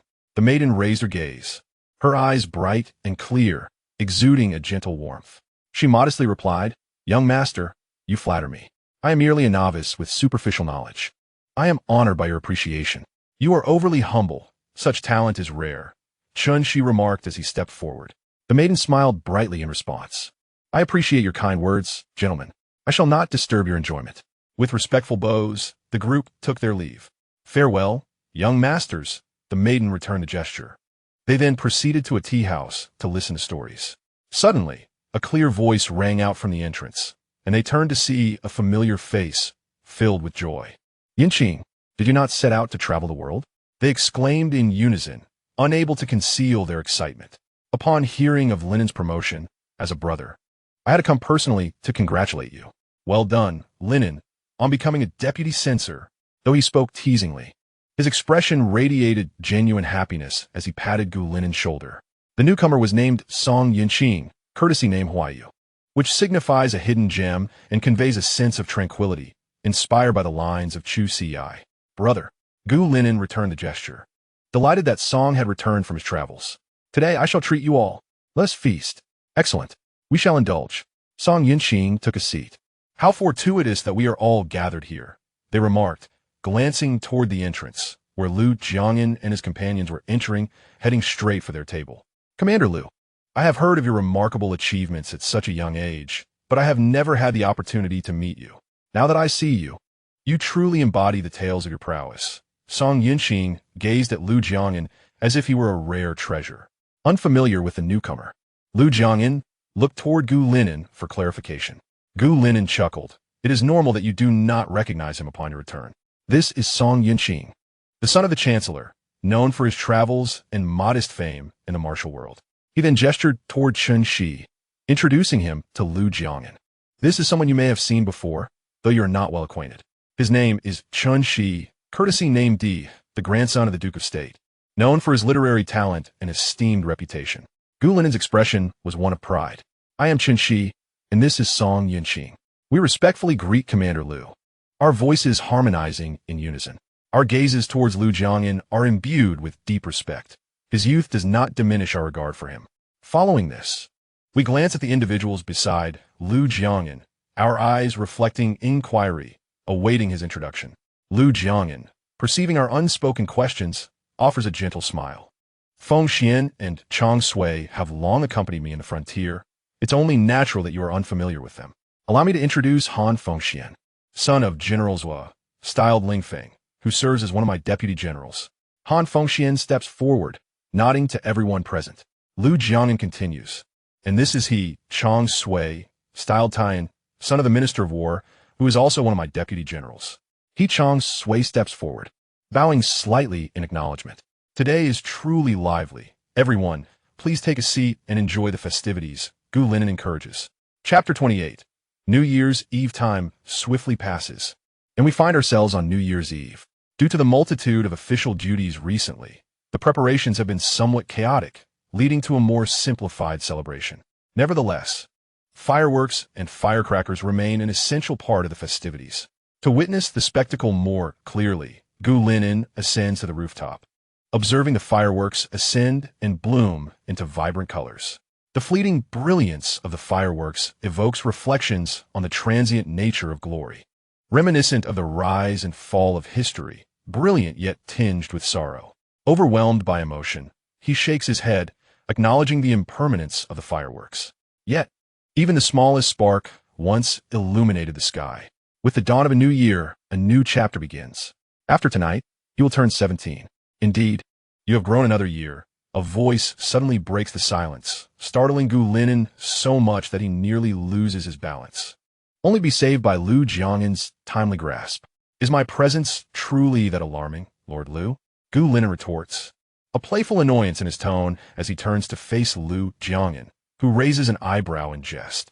Gu Linen, feeling a mix of irritation and a hint of grievance, responds, Commander, your sudden approach from behind is quite humorous. How could it possibly frighten me? Very well. I concede my fault. I offer my apologies and hope you will not hold it against me, Lu Jiangyan says with a hint of coaxing, steadying Gu Linen. Considering your sincerity, I shall let it slide. By the way, what brings you here at such a late hour, Lord Lu? Gu Linen inquires with curiosity. Naturally, I am here to keep you company as we await the new year. You are the first friend I have made since my return, and that holds great significance. Lu Jiangyan replies earnestly. At his words, Gu Linen feels a warmth in his heart, his eyes sparkling with mirth as he gazes at Lu Jiangyan. Then you must cherish this friendship, for I am irreplaceable as your first friend upon returning to the capital. Indeed, irreplaceable. Your grace, Gu Darren, is unparalleled in the world. Lu Jiangyan teases, his eyes reflecting a depth akin to clear water, evoking a reluctance to tarnish its purity. Yes, he is like a celestial star, untouched by dust, embodying the innocence of youth, sincere and pure. The two sit side by side atop the roof, gazing at the illuminated streets while listening to the sounds of firecrackers, eagerly awaiting the chimes that herald the arrival of the new year, a fresh beginning. A gentle breeze sweeps by, refreshing their spirits, and for a moment, time stands still. As the bells toll, the joyous voices of the multitude fill the air. They exchange glances and exclaim in unison, Happy New Year! Linen, did you know? In previous years, I believe that staying up on New Year's Eve was merely a tedious wait, a night spent in silence with family. Today, I have come to understand that it is about fireworks, the evening breeze, and the transition between the old and the new, Lu Jiangyan reflects, his gaze towards Gu Linen shimmering with starlight. Hearing this, Gu Linen turns to him and softly replies, And do you know, Commander, that I once viewed the new year as a time of change, uncertainty, and confusion? But now, it symbolizes challenges, exploration, and perseverance. Do you know why? Lu Jiangyan tentatively asks, Is it because of me, or because you have grown more composed? Gu Linen meets his gaze. Both hold true, yet you bear the greater influence. In our time working together, I have witnessed your decisive nature, your efficiency in action, and your willingness to face challenges head-on. Previously, I often found myself weighing options and hesitating due to various reasons. Yet, encountering you has revealed that courage is not the absence of fear, but the resolve to act despite the difficulties ahead. I will strive to refine my own sensitivity, merging your strengths with my own. Lu Jiangyan gazes at him intently for a moment before responding, Linen, you should know that I admire your meticulousness, your ability to weigh decisions, and your cautious approach. These are qualities I lack. The two share a knowing smile. Chapter 29. A great victory. Time flies, and soon the snow melts, heralding the arrival of spring. During this period, Gu Linen has become increasingly adept at navigating the affairs of the Imperial Bureau, managing tasks with remarkable ease. Although his rank as a Zhongxing is not particularly high, the ministers in court do not dare to underestimate him due to his youth. While the Gu and Lu families maintain a cordial relationship, there is a subtle distance that is carefully balanced. A step too close may suggest favoritism, while a step back could imply aloofness. Ultimately, it is a delicate equilibrium that elicits no criticism. During Lu Jiangen's tenure as the commander of the Imperial Guard, he exhibited the same fortitude he had shown on the battlefield. Under his leadership, the Imperial Guard operated with remarkable order, earning their respect and loyalty. The Imperial Guard, being close confidants of the Emperor, are primarily selected from noble families. However, it is more accurate to say they are often purchased into service. Their primary responsibility is to ensure the safety of the palace and the Emperor, allowing them to swiftly respond to any news or threats. Additionally, there are many who harbor intentions against the Emperor. Should fortune favor them one day, they might earn rewards for saving him. Yet, these young nobles are accustomed to a life of ease, often displaying a languid attitude, their arrogance evident. Initially, they regarded Lu Jiangen with skepticism, believing him to be just another youth elevated by family connections, unworthy of his position. They attributed his victories to the guidance of seasoned generals and assumed they could achieve the same, leading to a lack of respect for him. However, since Lu Jiangen assumed command, he has acted decisively, avoiding procrastination. He rewards merit and punishes faults, organizing them into teams. Rewards and punishments are applied collectively. This sparked a sense of competition among them, each unwilling to fall behind. Yet, the true turning point in their regard for him dates back to his very first day at the Imperial Guard. I still recall that day vividly. When Lu Jiangen first arrived at the Imperial Guard camp, the soldiers, noticing his youth and amiable demeanor, felt emboldened. One audacious young noble approached him, attempting to establish rapport. "Brother Lu, we shall be colleagues from this day forth. Please bear with me in any matters, and feel free to ask me anything, as I have been here for quite some time." While his tone was respectful, his eyes were filled with disdain. Lu Jiangen, unfazed, responded calmly, "I look forward to your guidance in the days to come." Seeing Lu Jiangen's amiable nature, the others grew increasingly brazen, engaging in playful banter.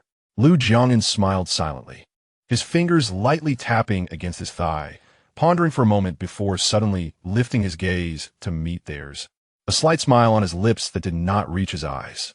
The following day, Lu Jiangen arrived early at the Imperial Guard camp, taking his place at the head of the table. As the guards began to gather, they greeted him casually, showing little regard for his position. With a light chuckle, Lu Jiangen chose not to engage in pleasantries. A collective tardiness, is it? Very well, then, the entire group shall be punished. Head to the grove and run 20 laps. In an instant, the guards were filled with resentment, yet they felt compelled to comply due to his authority. After a while, Lu Jiangen observed them panting and exhausted. "Are you tired?" "We are," they replied in unison. "Good, that is precisely what I expected. I understand your reluctance, but remember, you are tasked with protecting the Emperor. You may very well find yourselves on the battlefield in the future. Do you wish to become mere pawns?" Lu Jiangen challenges them. "Today, you are able to rest here because someone stands in front of you. But can you evade danger for a lifetime? Will you allow others to belittle you? If issues arise, can you bear the consequences? Will you willingly let others trample upon you?" Lu Jiangen spoke in a calm tone. "If this is truly your sentiment, then allow yourselves to languish in the mire while watching others shine. It is of no concern to me. Those who are dissatisfied may exit the Forbidden Army camp at any time. I shall not impede you. Those who remain must heed my words. I shall not repeat them. You may proceed." With a gesture of his hand, he signaled to the soldiers. The soldiers exchanged glances, and none chose to leave. Instead, they clasped their fists in respect, expressing their willingness to follow the governor's orders. On this bright morning, the sun beamed down, and the streets were bustling with anticipation. The common folk eagerly awaited at the city gates, for General Yuan had recently delivered news of victory, having just vanquished a small tribe. A momentous occasion indeed. In the distance, A cloud of dust rose as valiant men rode gallantly on horseback, armed with their weapons, making their way to the city gates. Brimming with youthful vigor and the joy of success, General Yuan led the charge, the military banner fluttering in the wind, met with cheers from the townspeople lining the streets. At the rear of the procession, a prisoner cart was drawn, containing a young woman clad in foreign attire, her clothing stained with blood that was likely not her own, having been taken directly from the scene of a massacre. The girl appeared anxious and distressed, her eyes filled with rage, sorrow, and despair. After a moment, her gaze became vacant as she cautiously surveyed her surroundings. Despite her disheveled appearance and grimy face, her beauty was evident, and her hands fidgeted restlessly. Within the imperial palace, Emperor Jinsheng received word that General Yuan had entered the city.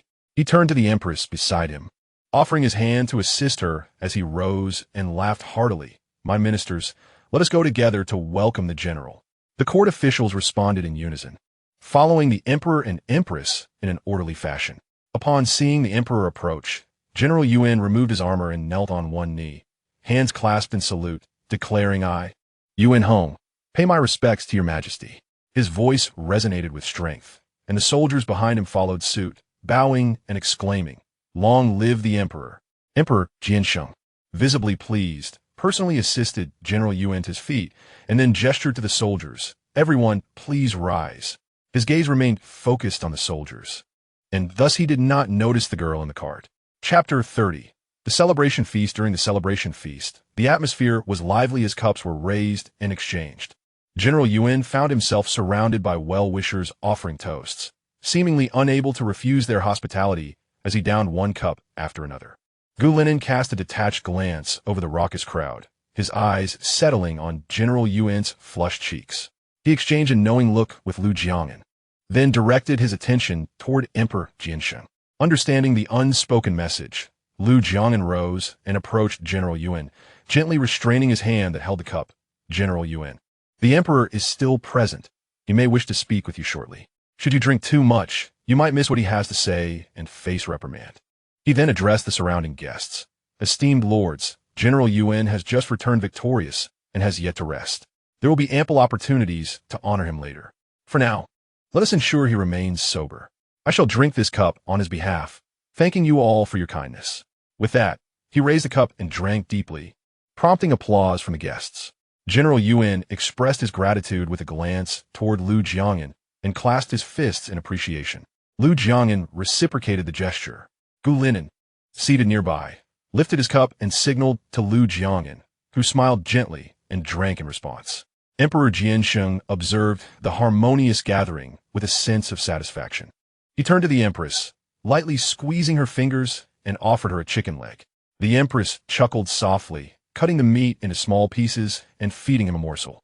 She then shyly glanced at the crowd, noting that their attention was elsewhere, before playfully tugging at the emperor's hand. After the feast, the emperor and empress departed together. Entering the palace, unable to contain his excitement, Emperor Jinsheng lifted her gently and laid her on the soft couch, embracing her warmly. "My empress, have you had enough to eat? If not, we can ask the kitchen to prepare something more." The empress nestled against him, her voice tender. "I am satisfied, your majesty." "And you?" "I too am content, my dear. It is getting late, we should rest." He began to remove her outer garments and headpiece. "The water is just right. Let's bathe first." He then joined her in the bath. After a while, they emerged from the bath, clad in nightgowns. She lowered her head, her long eyelashes casting shadows upon the emperor's collarbone. They collapsed onto the couch, the curtains shielding their secrets. Meanwhile, Gu Linen, having indulged in a bit too much drink at the feast, found himself sharing a carriage with Lu Jiangyan. His cheeks were flushed, and his gaze, slightly dazed, lingered on Lu Jiangyan. The latter felt a peculiar sensation in his heart, akin to a gentle tickle, but quickly averted his gaze. Gu Linen blinked, his words slightly slurred. "General, you truly are handsome." Lu Jiangyan's heart skipped a beat at the sight of his intoxicated demeanor, and he chuckled softly. The gentle breeze and bright moon cannot compare to Jinan, not even a fraction. Gu Linen, in a haze, soon drifted off to sleep as the carriage smoothly made its way to the residence of the she-prince. To prevent any misunderstandings regarding their relationship, Lu Jiangyan signaled for someone to knock on the door. The doorman, upon recognizing them, hurried inside to announce their arrival. The She Prince emerged from the residence, his eyes filled with affection as he beheld Gulinin sleeping soundly in the carriage. He carefully lifted him, cradling him gently to avoid waking him, while the surrounding attendants discreetly maintained silence. The She Prince nodded to Lu Jiangyan, who returned the gesture, watching as the She Prince carried Gulinin inside before departing. Upon returning home, Lu Jiangyan found his grandfather and father still awake. "Grandfather, father, why are you still up? You rascal, we were waiting for you. We were worried if you didn't return. How was the feast? Did everything go smoothly?" Lu Fuxing inquired with concern. "It went well. There were no disturbances. It is late. You both should rest," Lu Jiangyan replied. They retired to their rooms, and Lu Jiangyan prepared for bed as well.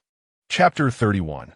Alingshu. The colorful clouds painted the sky behind the trees, their interwoven branches aligning with the dawn, creating a natural ink wash painting. As the day slowly brightened, one could discern the sun and moon hanging side by side in the vast sky. Pedestrians began to trickle onto the streets, each hurrying along, oblivious to the surrounding scenery. The biting cold wind swept through, revitalizing many. The civil and military officials, having been assisted by their servants in dressing and grooming, boarded their carriages. Upon arriving at the designated location, some tucked their hands into their sleeves, while others contemplated how the morning court session would unfold. Some quietly reminded themselves to tread carefully, each lost in their thoughts as they awaited at the palace gates. As the morning bell tolled, the crimson doors slowly opened, and officials entered the palace according to their ranks. With the sound of drums resounding, Emperor Jiansheng seated himself upon the dragon throne, his gaze sharp as he surveyed the throng of officials below, absent-mindedly twirling a string of prayer beads in his hand. The ministers stood in their respective positions, with their eyes focused, observing the emperor with reverence. Clearing his throat, Emperor Jiansheng addressed General Yin. "With your triumphant return, my heart is greatly comforted. If you have any requests, do not hesitate to voice them." General Yuan stepped forward, visibly anxious. "As a general, it is my duty to expand our territory for the nation. I cannot claim credit for it. It is due to your majesty's favor that I have had the opportunity to achieve this, and thus I dare not speak of personal glory." The emperor paused and is fidgeting with the beads, leaning slightly forward, gazing meaningfully at the bowing General Yuan. "Your humility is commendable, yet I cannot overlook your merit. It is customary to reward accomplishments. I decree that General Yuan be promoted to the position of Grand General of Huaihua, 3rd rank, with a residence and a reward of 2,000 taels of silver, along with 10 bolts of brocade." General Yuan responded with a booming voice. "I thank your majesty for your gracious favor. I shall not disappoint your expectations. By the way, I have heard you brought back the princess of that tribe. Where is she?" The emperor inquired, curiosity evident in his eyes as he fiddled with the beads. "Your majesty, I was just about to report that I brought her along this morning. I intended to inform you after the court session, but it seems you have inquired first. She is currently waiting outside." The emperor's curiosity intensified, and he began to twirl the beads even more rapidly. "What are we waiting for? Quickly summon her in so that I may see her." The eunuch hurriedly exited to convey the message. "Summon her." Princess Alingshu of Beihan entered the palace, having changed into clean garments of lingua. Her head was bowed, her steps slow and heavy. Her hands were tightly clasped, trembling slightly, revealing her evident tension and unease, a palpable fear of the uncertain fate that lay ahead. Yet, her reason kept her composed. She made her way to the center of the hall and slowly knelt, caught in a struggle between her pride and helplessness. Once a princess, she could not easily submit to another. Yet she had to confront the reality of her situation as a captive of Beihan. Alingshu, Princess of Beihan, pays her respects to His Majesty, the Emperor of Deling. Her eyes brimmed with sorrow and hatred, lowering her lashes to conceal her emotions. "Lift your head, let me see," came the Emperor Jiansheng's voice, unyielding. Alingshu slowly raised her gaze, her eyes meeting those of the Emperor, akin to a frightened sparrow, evoking pity. "What a beauty! How tragic," he mused, his heart softening at her demeanor, his fingers playing with the beads, slowing down. Alingshu's heart tightened at his words. Did this mean her life was forfeit?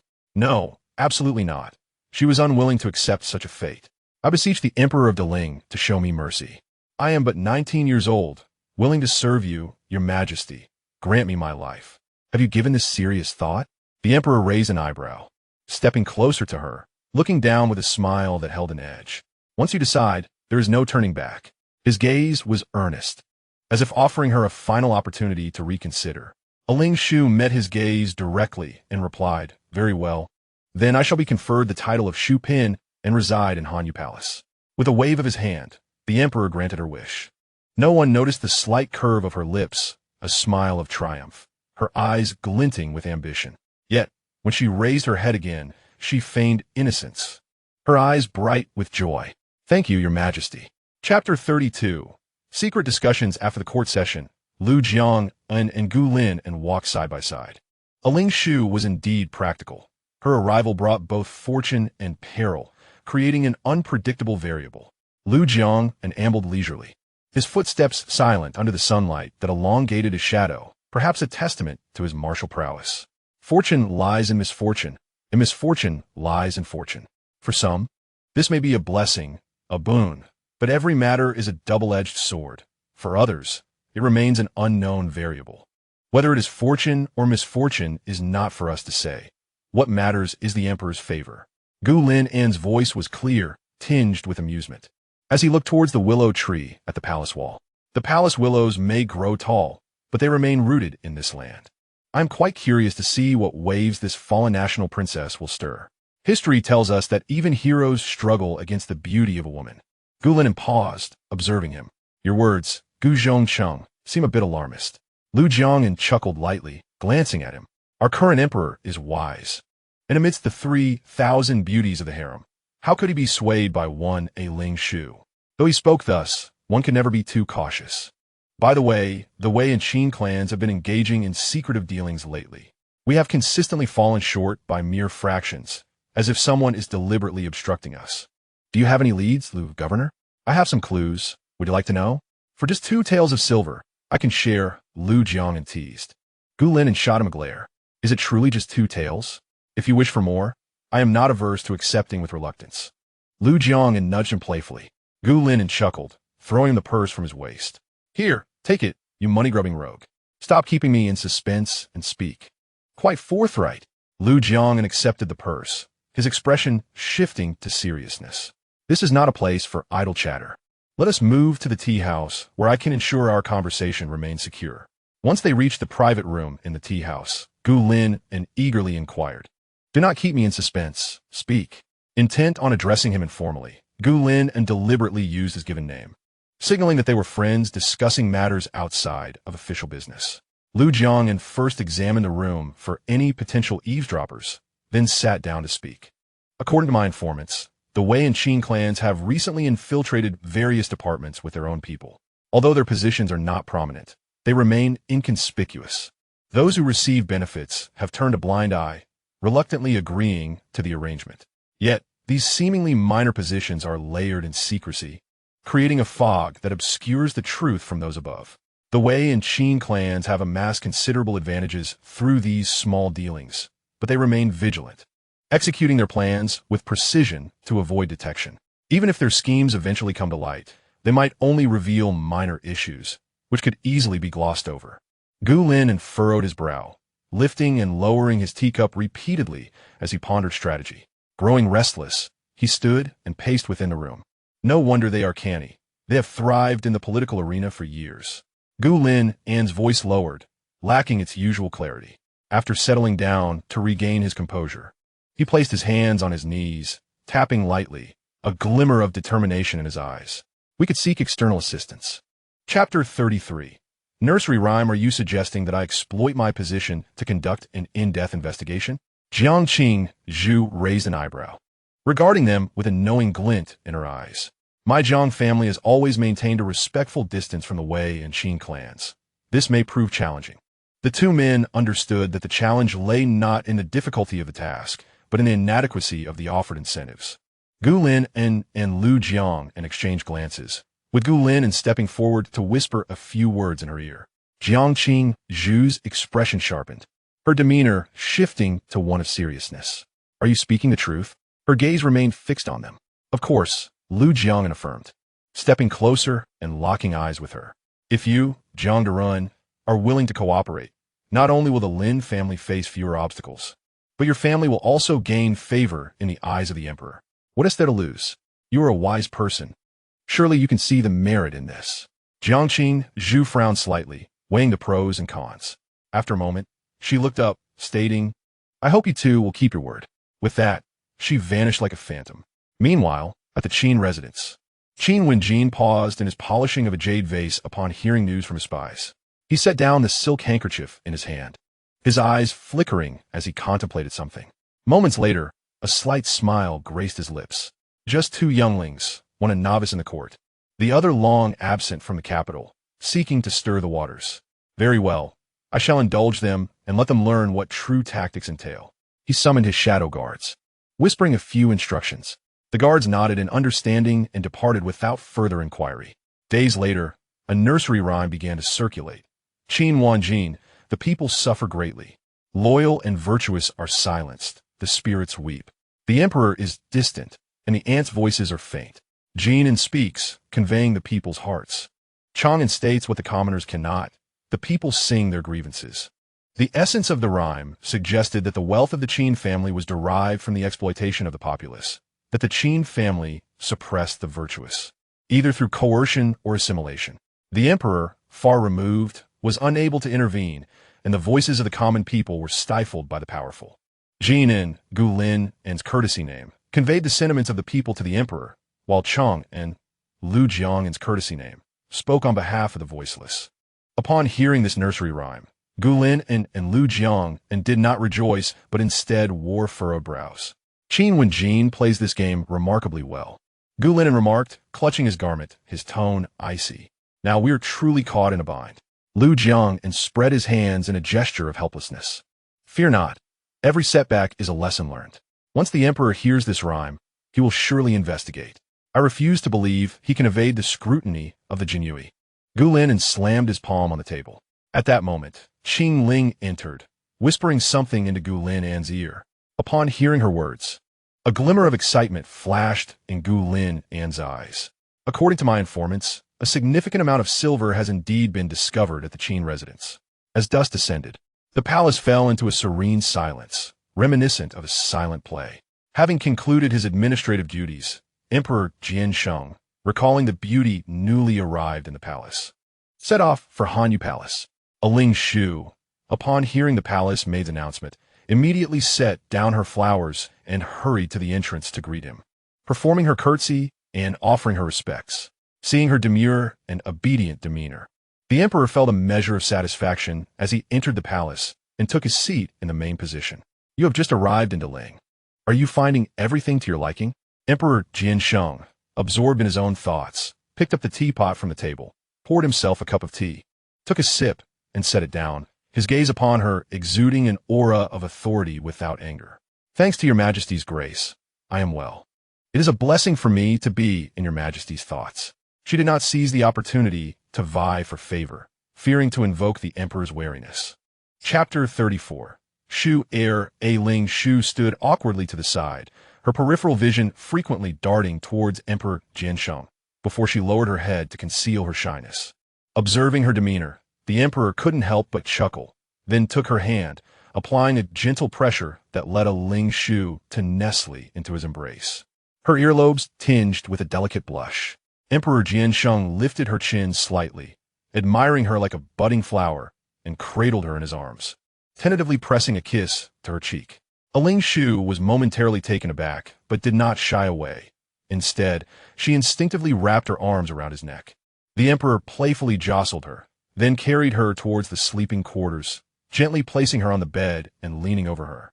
A Ling Shu lightly pushed him away, saying, I dare not disturb your majesty's enjoyment. It is only that my monthly cycle has arrived. Her voice was scarcely audible, laced with shyness.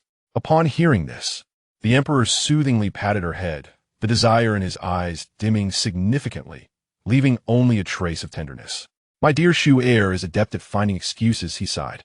Then I shall do nothing but keep you company and converse with you. He tucked her blanket in, stating, if you are unwilling, forcing you would be akin to a beastly act. However, Shu heir, please do not use this excuse again. I prefer your candor. The following morning during court, Emperor Jiansheng alluded to the nursery rhyme, scrutinizing the reactions of Qin Wenjin, Lu Jiangyan, and Gu Linen. Noticing their unperturbed expressions, he silently scoffed. If the rhyme claimed the Qin family possessed a fortune of 10,000 taels, where might such wealth originate? Surely, Lord Qin must provide an explanation. The emperor's gaze bored down on him, chilling to the bone. Qin Wenjin, appearing unruffled, stepped forward and clasped his hands in salute. I am wronged, Your Majesty. If Your Majesty does not believe me, I am willing to cooperate with the investigation and will not interfere with the matter. The emperor's voice, firm yet composed, responded. As you wish. Summon the commander of the Jinui, Jiang Yuan.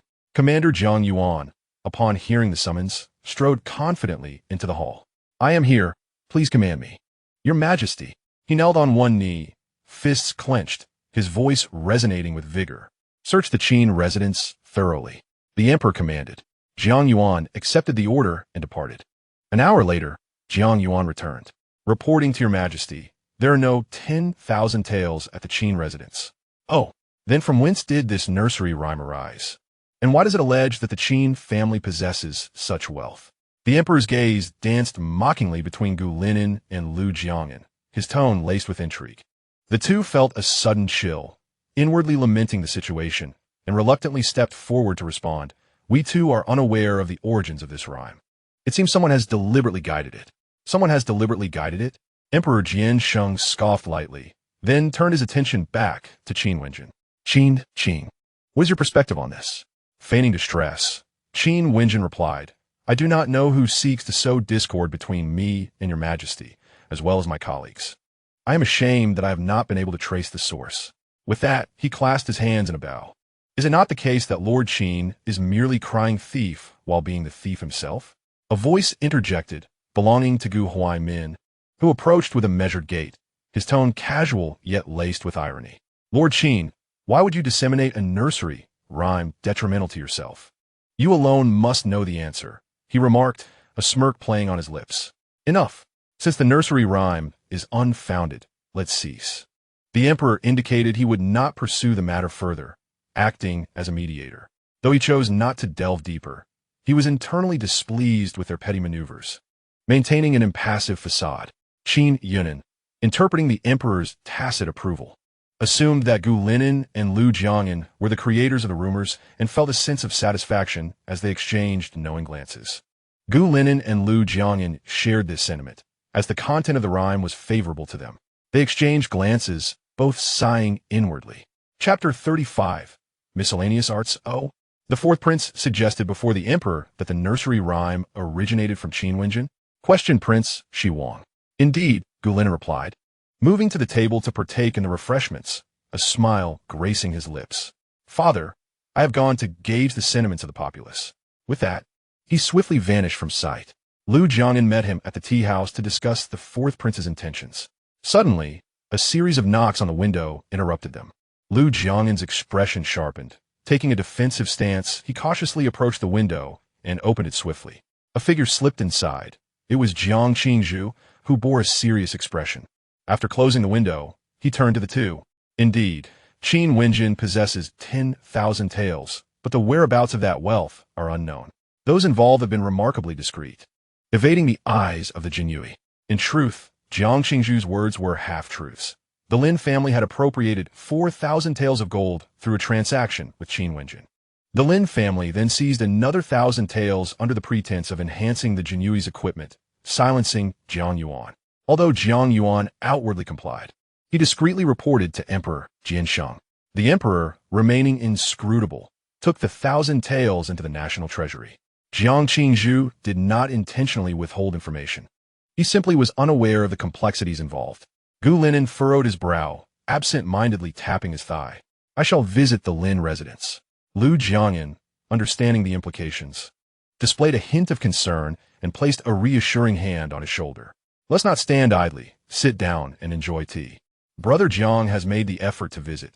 Discussing only official matters would be rather dull. Please take a seat, Gu Linen encouraged, attempting to lighten the atmosphere.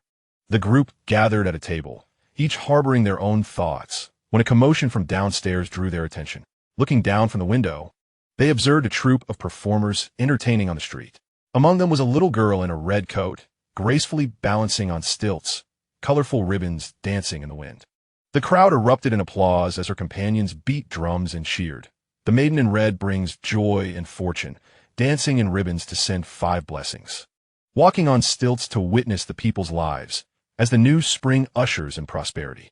May all who see be free of disaster, with families harmonious and smooth sailing ahead. Dear elders, life is not easy. We hope for your understanding.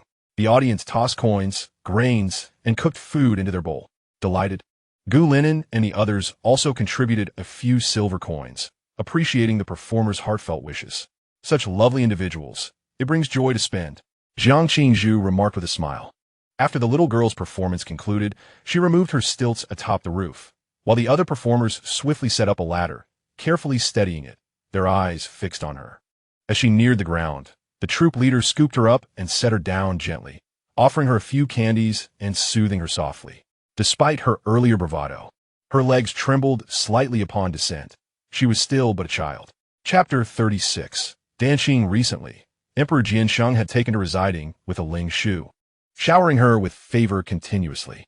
The palace maids whispered among themselves, speculating that the emperor had developed feelings for this Shu concubine, her prominence rivaling that of the empress. Your Majesty, do you find my painting appealing? A Ling Shu asked, holding her freshly completed artwork, her eyes gleaming with anticipation and a hint of shyness. The emperor accepted the painting for closer inspection, revealing lifelike depictions of flowers, grass, birds, and butterflies. Your artistic skills have indeed flourished, dear Shu. A Ling Shu's face brightened, her previous apprehension evaporating. Would it be acceptable to present this painting to your Majesty?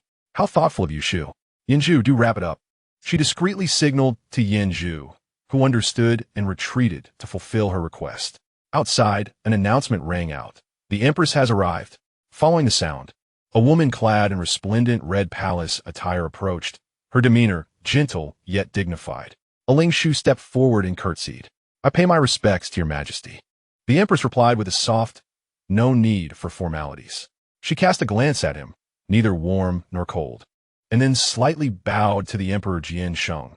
Your Majesty, the ladies of the harem have recently approached me, expressing their feelings of discontent, claiming that your Majesty has been favoring the new sister. They have not seen you for many days, and it is only natural for them to feel disheartened. Therefore, I thought it best for your Majesty to bestow attention equally, so as not to cause distress to the old favorites. Emperor Jiansheng furrowed his brow slightly. The Empress is indeed magnanimous. The Empress smiled softly, devoid of any emotion in her eyes. The sisters should also advise your Majesty, lest any rifts arise among them, which would hinder your Majesty's governance. Yes, I shall heed the Empress's counsel. A Ling, the lady of honor, was impeccably courteous, leaving no room for error. Then I shall take my leave for now.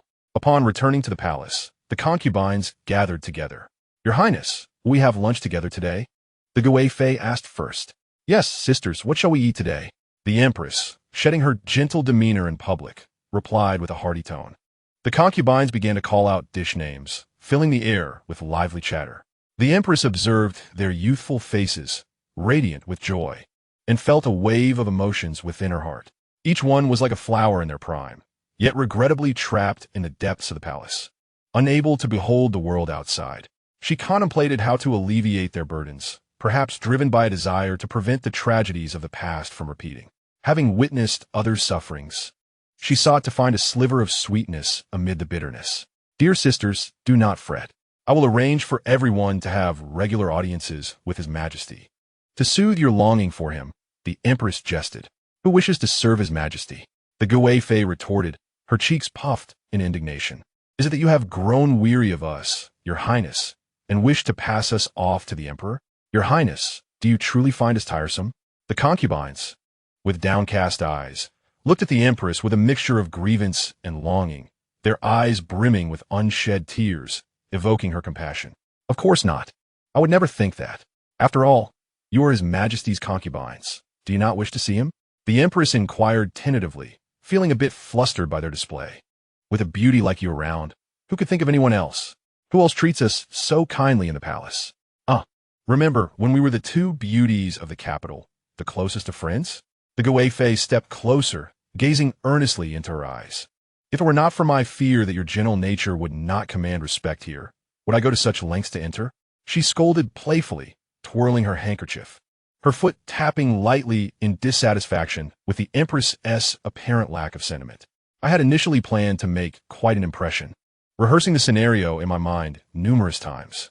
However, seeing your Highness's kindness and the camaraderie among the harem sisters, I now feel this is quite agreeable. A concubine shyly confessed, her earlobes tinged with a hint of redness, as if embarrassed. I came here for your Highness, another concubine stated, lowering her head, unable to meet the Empress's gaze. The Empress stood in stunned silence for a moment, unable to process the revelation. When she finally did, she looked incredulously at the group, each bearing a serious expression, devoid of any pretense. Chapter 37. A wish for peace. As the candlelight flickered softly, Emperor Jiansheng entered the Empress's chamber. Barely seated, he began to complain. The Empress has won the hearts of many, while my concubines seem to have been presented to you. My harem does not share with me as they should. The Empress chuckled lightly, her eyes betraying no sign of fear, but rather a playful tease. Is your Majesty accusing me of stealing your affection? You toil daily for the state, and the sisters hardly see you. Everyone deserves equal treatment. Moreover, a harmonious harem allows you to focus on state affairs without disturbance. And as husband and wife, to love me is to love you. Why must you dwell on such trivial matters? She stepped forward to pour him a cup of water. After drinking this, your Majesty can no longer blame me. The Empress tilted her head playfully. At just 28 years old, she was 4 years older than the young emperor, and they had been married for 8 years. A youthful couple. Emperor Jiansheng playfully flicked her forehead. No matter how old you get, you remain so mischievous. Even so, I am still your Majesty's Qinshang, she replied, her cheeks flushing as she leaned gently against him, inhaling the scent of his dragon musk. With eyes full of affection, Emperor Jiansheng embraced her. May a Heng's Qinshang be forever carefree, safe and healthy, through countless lifetimes, year after year, untouched by the world's filth. I only wish for my husband to shine like the morning sun, with a brilliance that cannot be obscured. Though there may be obstacles, may each trial be overcome. I also wish to accompany you day in and day out, hand in hand through the years. In the Linen Palace, Gu Lin was engrossed in his work when he heard someone calling for him. Without lifting his head, he furrowed his brow slightly, appearing displeased at the interruption. Seeing this, the visitor shrugged and resignedly poured himself some tea, waiting for Gu Lin and to finish his tasks. The sunlight streamed through the window, draping Gu Lin in a luminous glow, lending him an ethereal quality. As the light gradually shifted, Gu Lin finally lifted his head from his documents, momentarily taken aback upon seeing the visitor, then smiling wryly. I apologize for keeping you waiting, Chingon. Things have been rather busy lately. Lu Jiang waved his hand dismissively. It's all right. I just wanted to see you. Oh, have you missed me? Gu Lin teased, raising an eyebrow. Indeed, I have. But you have not sought me out, so I came myself. Yet here you are, not even lifting your head. Lu Jiang feigned a sigh. I once aimed my heart at the bright moon, yet it only illuminated the ditches. Gu Lin lightly tapped his fingers on the table. Well, have I ever made you wait in vain? Never, of course. A new tavern has opened in the city, and I want to try it out. It was quite good, so I thought I would come share it with you. Once you finish your work, let us go together, Lu Jiang said, bending slightly, his eyes sparkling with delight. Intrigued, Gu Lin stood up. Then what are we waiting for? Let us go. The two changed into casual attire, and since it was still early, they decided to walk. Upon arriving at the tavern, they were greeted by the sight of their parents, both with mouths full of food. The two paused, instinctively heading for the exit, not wishing to be questioned about their whereabouts, aware that a meal would inevitably turn into a discussion about work, hardly satisfying. However, their parents seemed to sense their intentions and looked over just as they prepared to leave. Why are you turning away without greeting us when you see us? Afraid we will eat you both? The Shiwang remarked, a teasing smile gracing his lips as he raised an eyebrow. The two exchanged glances and reluctantly approached their parents. Chapter 38. Close friends. Recently, you two have been so busy that we hardly see you. Now that you finally have a meal together, you're trying to avoid us? Do you think we are a plague? Lu Shan's song chided lightly. How could you say that? We were merely taking a rare break to enjoy a meal. Lu Jiang replied, purposely leaving off the rest of his thought. Oh, Are we a hindrance to your esteemed presence? Lu Fu Xing feigned danger, slamming his cup down on the table. Lu Jiangyan nudged Gu Lin and with a shoulder, signaling him to help mediate the situation. Gu Lin sighed in resignation and raised his cup. Grandfather has misunderstood. Our meeting here is truly serendipitous. We simply were not prepared with a proper greeting. Hence the desire to treat you all to a meal as thanks for this unexpected encounter. Lu Jiangyan quickly followed suit. I spoke out of turn. I shall drink 3 cups as an apology. It is rare for our 2 families to gather like this, so let us 2 younger generations treat you all today. Very well, we shall not hold back then. Let us see just how much your little treasury can afford, the Shi Wang Fei teased. Do not underestimate me. I have hardly spent my monthly allowance from the manor, and upon rough calculation, I could sustain the household for 3 years, Gu Lin proclaimed proudly. Such wealth? Prince Shi raised an eyebrow, playfully gazing at Gu Lin with a mischievous glint in his eyes, suggesting he needed to find an excuse to cunningly acquire the little treasure. Gu Lin's small face instantly fell, turning to his mother, the princess, to complain, "Mother, look at father." The princess gently patted his back, her eyes brimming with affection as she remarked, "At your age, still pouting like this." She then turned to Prince Shi, admonishing him for teasing their child excessively. "You really ought to refrain from indulging him too much. I shan't assist in your coaxing." Prince Shi feigned a hint of grievance, replying, "My dear, please do not show favoritism to this little rascal. He is deliberately vying for my affection." He shot Gu Lin an annoyed glance, while simultaneously casting a pleading look towards the princess, resembling a large dog seeking comfort. The members of the Lu family, witnessing this playful exchange, averted their gazes, pretending to admire the sky, the ground, or passers-by, yet unable to suppress their smiles, some even turning their backs in amusement. The princess's cheeks flushed a delicate hue as she coughed lightly, attempting to conceal her face with a handkerchief. "Ah, since Linen has his little treasure, what about Chang'an? Have you hidden something from us as well?" Mrs. Lu inquired with a curious expression directed at Lu Jiangyan. Lu Jiangyan cleared his throat, intentionally shifting the topic. "Mother, how did our 2 families come together?" Mrs. Lu replied, "I heard that Qingyin was here, so I came." "Indeed, the moment your mother learned the princess was indulging herself, she insisted on coming. Your grandfather and I feared that your mother, being a girl, might not be safe. Thus we accompanied her." Lu Shansong said with a bemused shake of his head. "Then why did you come, mother?" Gu Lin asked, eyeing the princess with curiosity. The princess softly replied, "I knew Ruoxing would come looking for me," glancing at Lu Ruoxing with a smile. "But I fear that extending an invitation might cause misunderstandings regarding the prince. My friendship with Ruoxing, along with our collaboration with the Lu family, led me to this rather desperate strategy as I genuinely wish to see Ruoxing." Mrs. Lu embraced the princess, affectionately stating, "Only one who knows me well, Qingyin." The others nearby watched the 2 with joyful smiles. Only Lu Jiangyan and Gu Lin exchanged glances, each reflecting the same question in their eyes. Is mother really that close with Mrs. Lu? Unable to contain his curiosity any longer, Gu Lin turned to Prince Shi and asked, "Is this true?" Prince Shi laughed heartily. The 2 of them are well-known intimate friends in the city. Before marriage, they dressed like twin sisters, but after marrying, they have not been as carefree.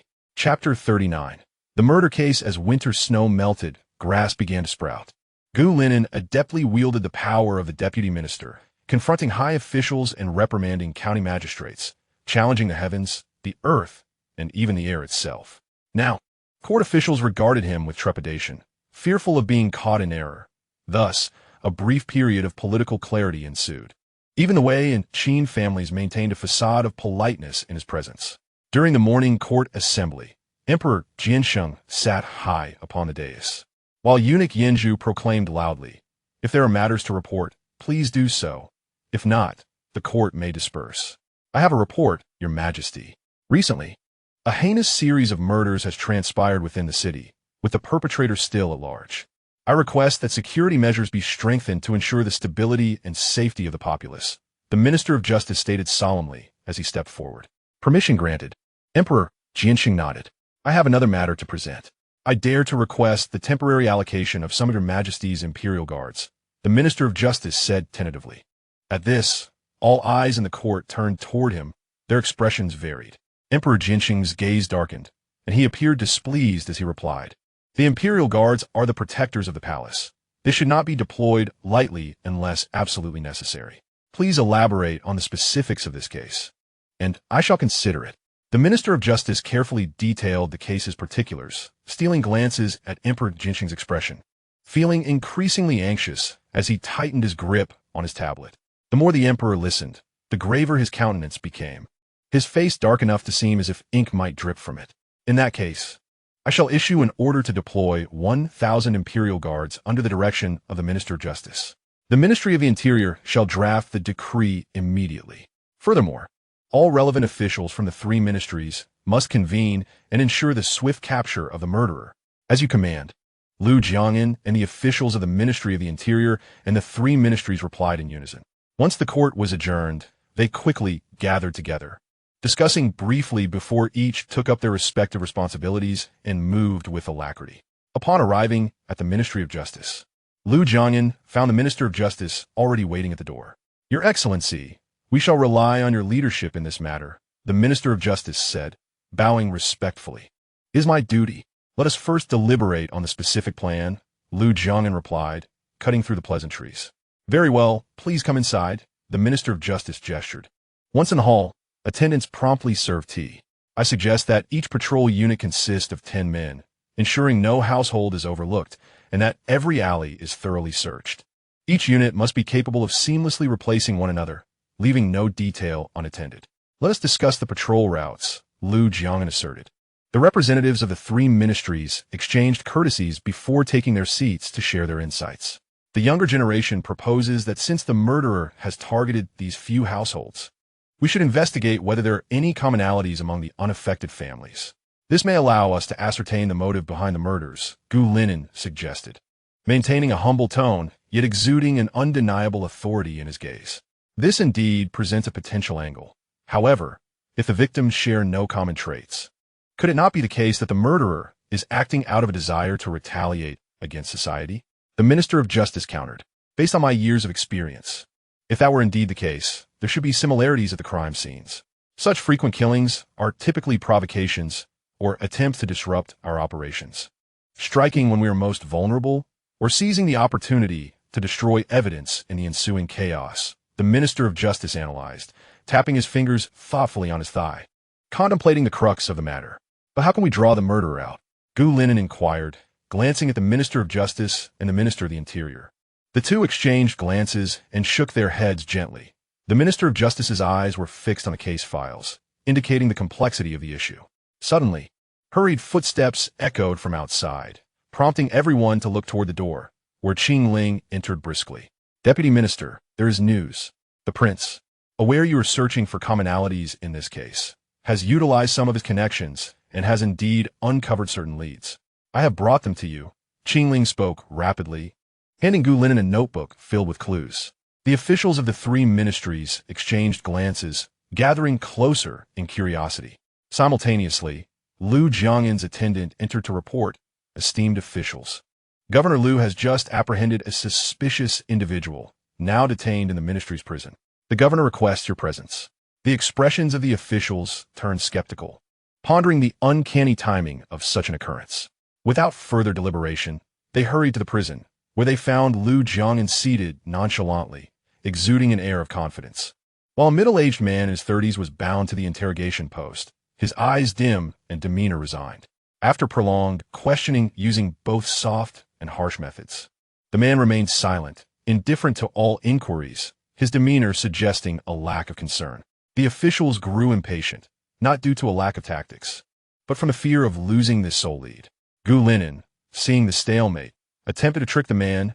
You see, whether or not you speak is inconsequential. What truly matters is your presence here. The suspect gazed at Gu Linen with confusion. What do you mean by that? Someone was here before you, claiming responsibility for the serial murders, stating you were not involved. Gu Linen casually toyed with a dagger, all the while observing the man's expressions. The suspect revealed a fleeting moment of panic before quickly regaining composure. You're trying to deceive me, to extract a confession? Not a chance.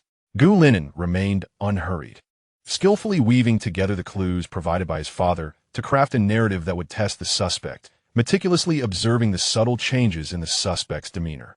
The suspect feigned composure, yet his hands betrayed him, fidgeting with an object. This was merely one side of the story, unworthy of belief. Observing the suspect's unease, Gulinin felt he was getting close to the truth. Why the panic? He strolled leisurely to the suspect, slightly leaning forward to meet his gaze. The suspect, feeling uncomfortable under Gulinin's scrutiny, averted his eyes. Gulinin straightened up, letting out a light chuckle before stepping back, leaving a silence hanging between them. After a brief interval, the suspect suddenly broke the silence. "I confess," he said. Gulinin and his companions exchanged glances, their expressions sharpening with intensity. "Allow me to share a tale with you," the suspect began. "Once upon a time, there existed a tranquil little town named E County, where the inhabitants lived in harmony and contentment. Though not particularly affluent, they enjoyed a life free from want. However, one fateful year, a famine struck the neighboring county, leading the afflicted to seek refuge in E County. The townspeople, known for their simplicity and kindness, felt a surge of compassion upon witnessing their plight. Yet, the nature of humanity is complex." The suspect paused, offering a wry smile. "Let me take a sip of water before I continue."